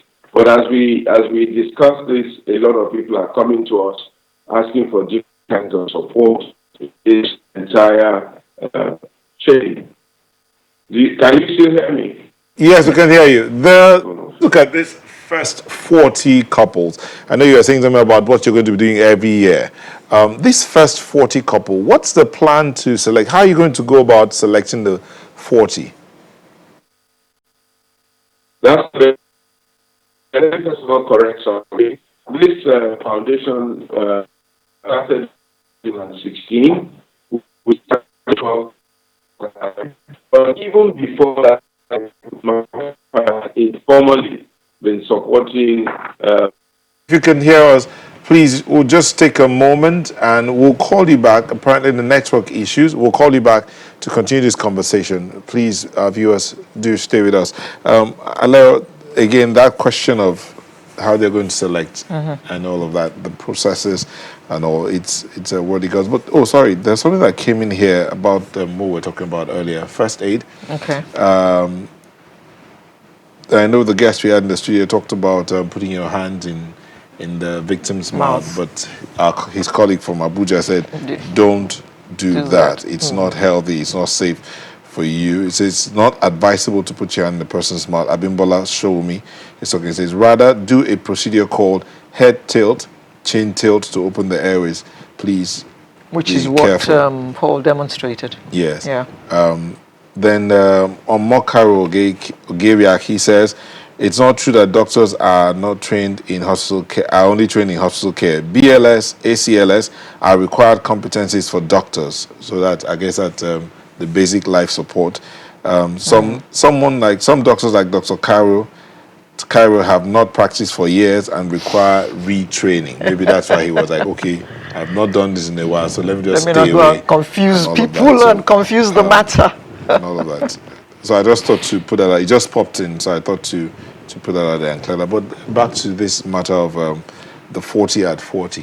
What the Ibiduni Foundation is planning to do is a worthy cause. And the truth is that someone has said that if everybody thinks of worthy causes, you find that it will make things a whole lot easier, especially in an environment where everybody looks to government to do everything, and government is feeling, in quote, overwhelmed, because government can feel overwhelmed. Government is feeling overwhelmed. So, and then you find out that people are having to support themselves here and there. But at the end of the Look day, at the lady who had the quads in Dubai, the wife of a chef who is currently on half pay because of COVID, and she's blessed with 4 babies at the same time. oh, the good news is that some individual came up and paid the rent for her. So she left the hospital to that apartment that was paid for. But beyond paying for the rent is also the fact that, she has to go to the hospital every day to feed the babies. Yes. Then sustainability, sustenance. Are they going to be able to come back? When are they going to be able to come back? Are they going to clear all of that? I think there's something out there about how to raise funds for that. That one is being taken care of. At the end of it, it's about reaching out to the next person. Helping each other. Life is not all about you. And, what comes to my mind is all those monies that they're talking about in NDDC. I mean, how much are they blessing people out of the money, albeit stolen money? You sometimes wonder, does a human being need so much money to survive? What is money if you don't use it to touch somebody else's life? You don't bring joy to somebody else with what God has blessed you with. No, well, let me not say on a lighter note, but someone was saying something today. Say, why would you steal 1 billion naira for yourself alone? What if you decided that everybody in this 200 million Nigerians, I'm going to give every one of those 200 million Nigerians 1 million naira each, and then me, I'll keep 800 million. It's not good. It's bad. But we have Pastor Ighodalo back. He's back with us now. This time, Pastor Ighodalo. Again, we'll go back a little bit because audio wasn't too clear to ask the question about the selection of the first of the 40 that you're starting out with. Okay, as I said, hello, can you hear me? Yeah. Okay. This is not the first time we're doing couples. The foundation started in 2015.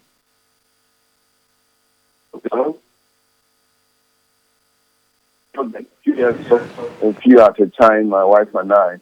So we've done 12, we've done 10, and I think we've done another 12. So this 40 was just pushing the button a little bit. But we have a very transparent process that started since 2016.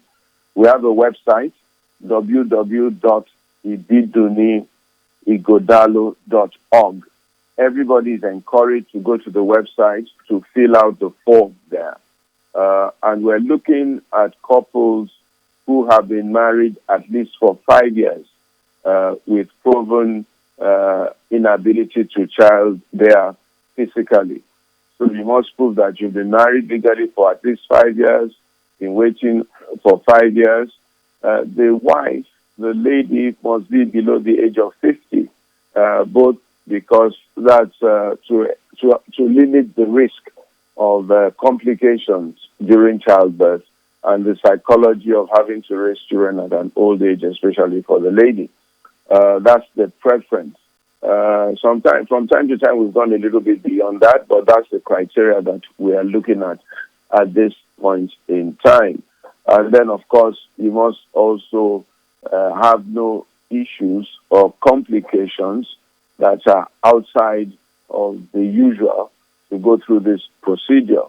So, for example, if we come and we discover that you have fibroids, the advice might be, why don't you fix the fibroids first before we go into this program? So we're going to have a very transparent process, okay? And when we get a bunch of people that they all qualify, then we may need to do an open ballot or I think it's ballot is the word. We get well-meaning Nigerians, put all the names in a basket and get them to choose 40 by some kind of method where they just put their hands in the basket and pick out whatever name the hand picks out, and then we'll deal with that. We probably will do 60 and take them through medical screening, and then the 40 that has the most likely chance to be successful is what we will deal with at that time. So the process is going to be very, very transparent and very, very open, so that everybody from anywhere in Nigeria or even outside of Nigeria that applies has a chance of being one of the 40. And we'll continue that process as we go along. So, Pastor, how do they apply?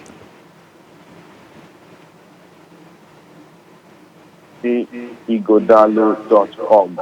It's open right now, and its applications are being received for the next 2 weeks until the 5th of August. We did an advert in the paper on Sunday, in the This Day, and also, I believe, Punch, to let the public know.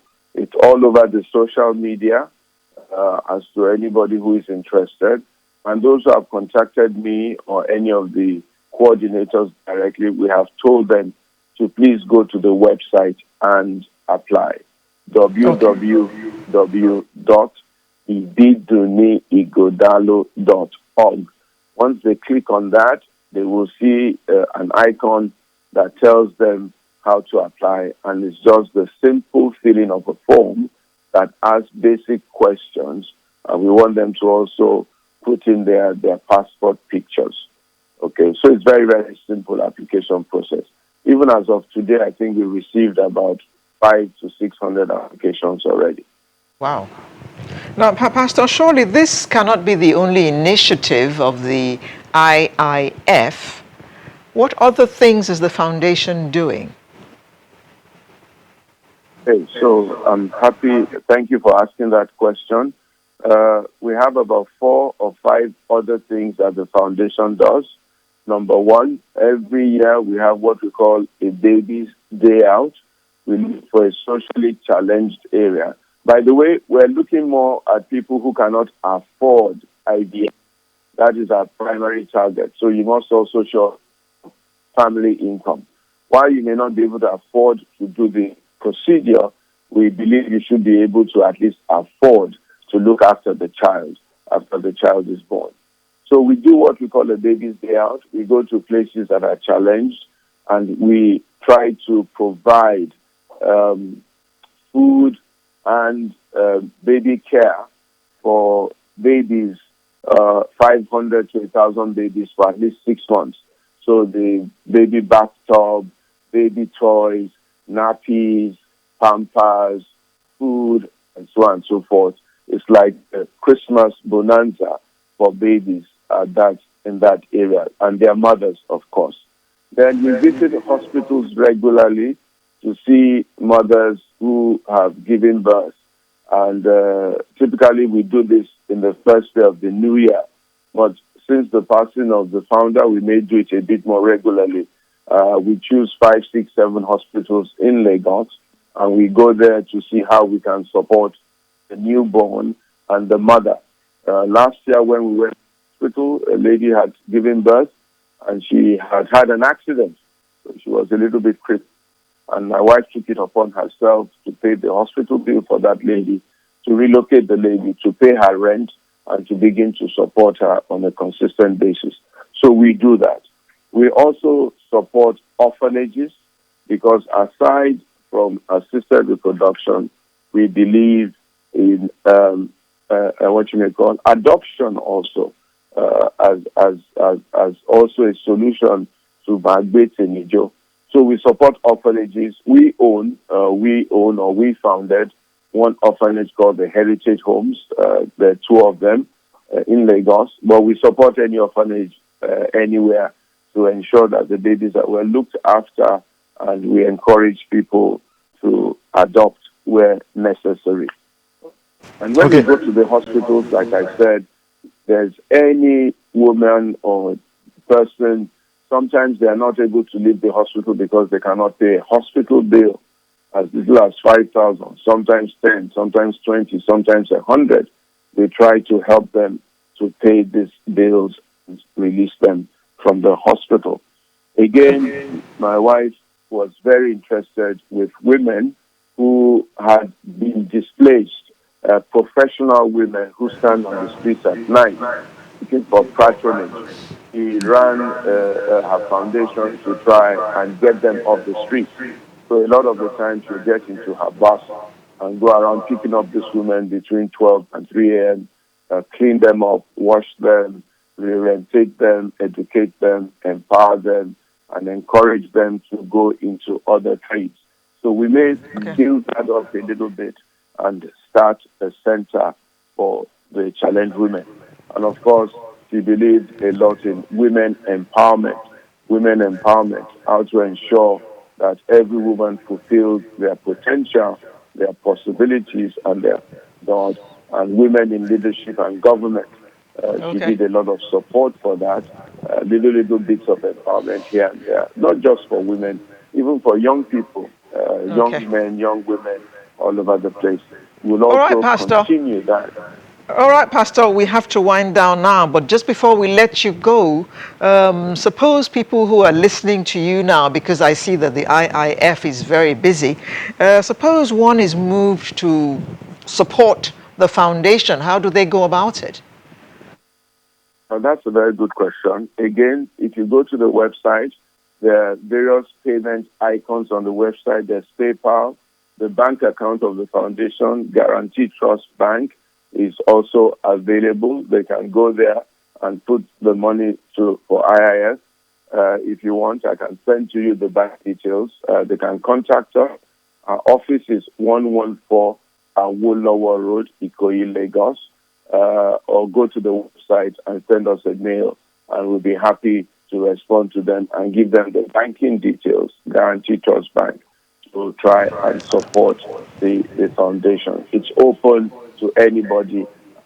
Quite a few people have been sending their bits of finance here and there. So the payment details, payment instructions, and the payment icons are also at the website. And we will be accountable. It's going to be very transparent. We'll publish our accounts on a regular basis so everybody can see what we have done with the money. We believe you. You're an accountant. Pastor Godaro, a Nigerian, a proud Nigerian. A proud Nigerian. Pastor Godaro, let me bring this to your notice and let's see if we can get some clarification. Olarotimi says, I've just checked the site now and there is no column for the applicants to fill. But then he said, the site I checked is ibiduniigodalo.com. He wants to know that if there should be some clarification here. Is there a .com? .org, not .com. As I said, we received almost 600 applications, so the site is working. So the thing is .org, not .com to the viewers. Please take note. Not .com, .org. Please. Okay, thank you very much. There's a .com somewhere. Thank you very much, Pastor Itua Igodalo. We wish you all the best in this endeavor. And in this endeavor, our thoughts are with you. A happy weekend to you as well. Sunrise will be right back in a moment with the home stretch. Do stay with us to the end. Thank you for staying with us. Our closing moment. Just our closing moment. Home stretch, as we thank you. Say. Okay, thank you. Now, as far back as when he was in secondary school, he was already performing at various school activities, hardly knowing he was on a path to great things. He perfected his rap skills, listening to and emulating the art of hip-hop greats like Nas, Jay-Z, Snoop Dogg.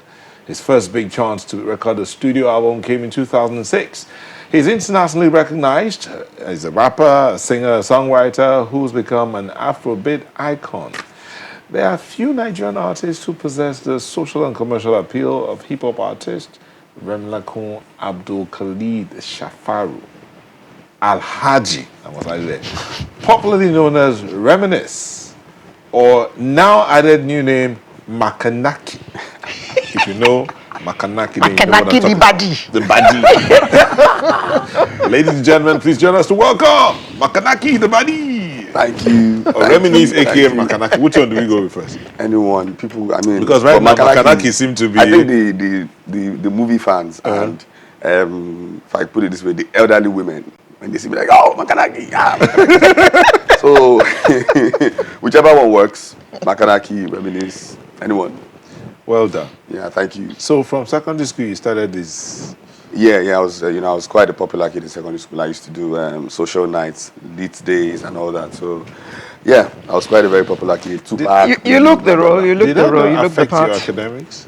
No, it didn't. At the point, it did, but I think I think I still am. I was quite a bright kid. Okay. That's why. You said something at the point it did. What did mommy do when that happened? No, now normal, promiscuity, normal, when growing up secondary school, you try to display a bit of, something here and there, but The kid put you back. they format you, They format you. they format you and put you back on track. So aside from that, I've always wanted to do this, and of course my dad didn't want me to. I lost my mom quite early. I lost my mom while I was still in secondary school, GSS actually. So it was my dad, and he didn't want me to do this. He was like, come on, you're too bright to to do this. You can't. Why do you want to sing? Why do you want to So he insisted that I had some form of Formal education. Yeah, formal education, and you obeyed. So I did my bit. What did you I study? did my purchasing and supply, Kwara State Polytechnic. So I couldn't wait for it to just be over. Like I was like, oh, man, I have to sing, man. Let me just do this thing. Why purchasing and supply, please? I just did whatever the first course available. I just do something. I did uni jam. Tried to go Unilag, but there was a lot of politicking. So I did uni and poly jam. So I think when the uni jam didn't work, I said I want to go out of Lagos because I was supposed to do Yaba Tech. Obviously, I grew up at Yaba, Alagomeji. So Yaba Tech and Unilag were just a couple of down the road. Yeah, down the road from my place. So I was like, I don't want to stay around. I don't want to stay at home. I want to go somewhere else, another state. So there was this, family friend of ours that was in Unilorin and all that. So I just wrote Polyjam and I passed that and I was picked. And I was like, okay, I'm going to Polytechnic. Why do you want to go to Polytechnic? I'm like, I just want to go away from home. And, and that was it. Okay. So you don't plan to do anything with your purchasing and supply? I have a business. Of course, I have a business. I'm running entertainment business as well. So I have my side hustle and that helps with it now. I don't have to. I can't work anywhere. Where am I going to work? Are you going to employ me? Okay, we'll take a moment. We'll come back to continue the conversation with Reminisce, aka Makanaki. Please don't go away. Thank you for staying with us. We still have Remi Lekun Shafaro, aka Alhaji. Reminisce. Oh, sorry, Alhaji, Yes, aka ma'am. Reminisce, aka Makanaki. Yes, please. Well done. This is your 10th year of, in quote, stardom. Yes, yeah. So how's it been? Yeah, it's been good. It's been great, and I feel very, very blessed. Even though I don't like to highlight it because I'm sure, as you mentioned, a lot of people start calculating. Oh, it's true. I don't like to mention it. I just like to behave like I've been around for just 2-3 years and learn and unlearn. Indeed. And Your name when the Idris Abdul Karim, at the time Idris Abdul Karim was powering, your name used to come in there somewhere. As a very, very small. As a small, just Tiny, upcoming at that time. Very tiny, very tiny. It's a very tiny, real small. But you, over that time, you found, it's as if you evolved. You used to do rap. Yeah, I still rap. Yeah, but mostly rap. Majorly. Now you're turning towards Afro hip hop.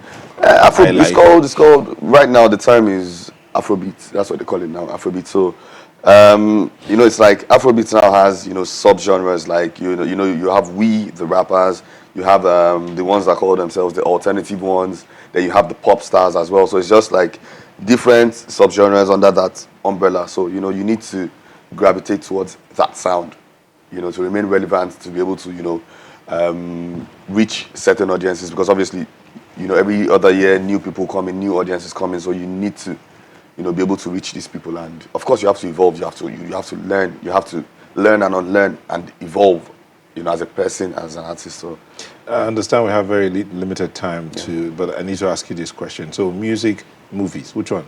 music, obviously.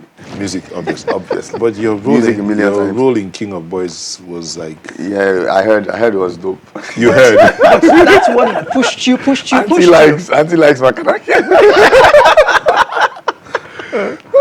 Yes, I liked that. Yeah, thank you, ma'am. The feedback has been great. Of course, I'd love to do more. I'd love to do more movies, and try my hands out on a couple more movies, but music is still my first love. Yeah, music is my first love. That's So it. you're an entertainer, full stop. Yes, ma'am. I'm becoming an entertainer all around now. Great, great, great. Yeah. Oh yeah. King. Oh yeah. Bad boy. But I'm a nice guy in real life, oh, auntie. I'm a nice guy. Even if you say so yourself, we will take your word to be the gospel truth. So at the end of the day, Yeah. at the end of the day, what next? What next? More music. Of course, I'm trying my hands on other things, obviously, that I don't want to reveal or disclose, but businesses within the entertainment industry as well. You know, I have a few things I'm doing, you know, that I own, and yeah, just live life, enjoy my life, spend more time with my kids, and you know, yeah. A word of advice for those out there? So he's not single and ready to mingle. Please No, take no, note I'm of not. that. I'm not single. Yes. I'm not single. Okay. Word of advice? What of advice? Well, just keep being you.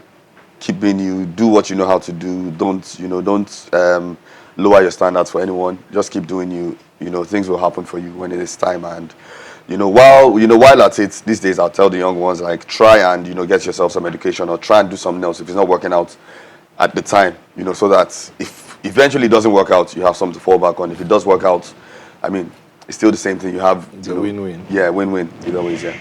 Thank you so much. Thank you for having me. Mr. Alhaji Remilekun Shafaru, aka Reminisce, and aka Makanaki. Thank you very much. And there we draw the curtains on Sunrise for this morning. Thank you for being with us. We'll see you again next week with a new edition. I'm Alero Edu, wishing you a very happy weekend, and do obey the traffic rules, especially now that the third mainland bridge is shut for a while. And I'm Neo Taigwe, wishing you the best out there. Be the best you can be. Love your neighbor, love yourself. Be a good Nigerian. No, be a good human being, and think of the other human being. And guess what? We'll all get there when we leave, not just for us, but for somebody else. See you again. Bye. Bye.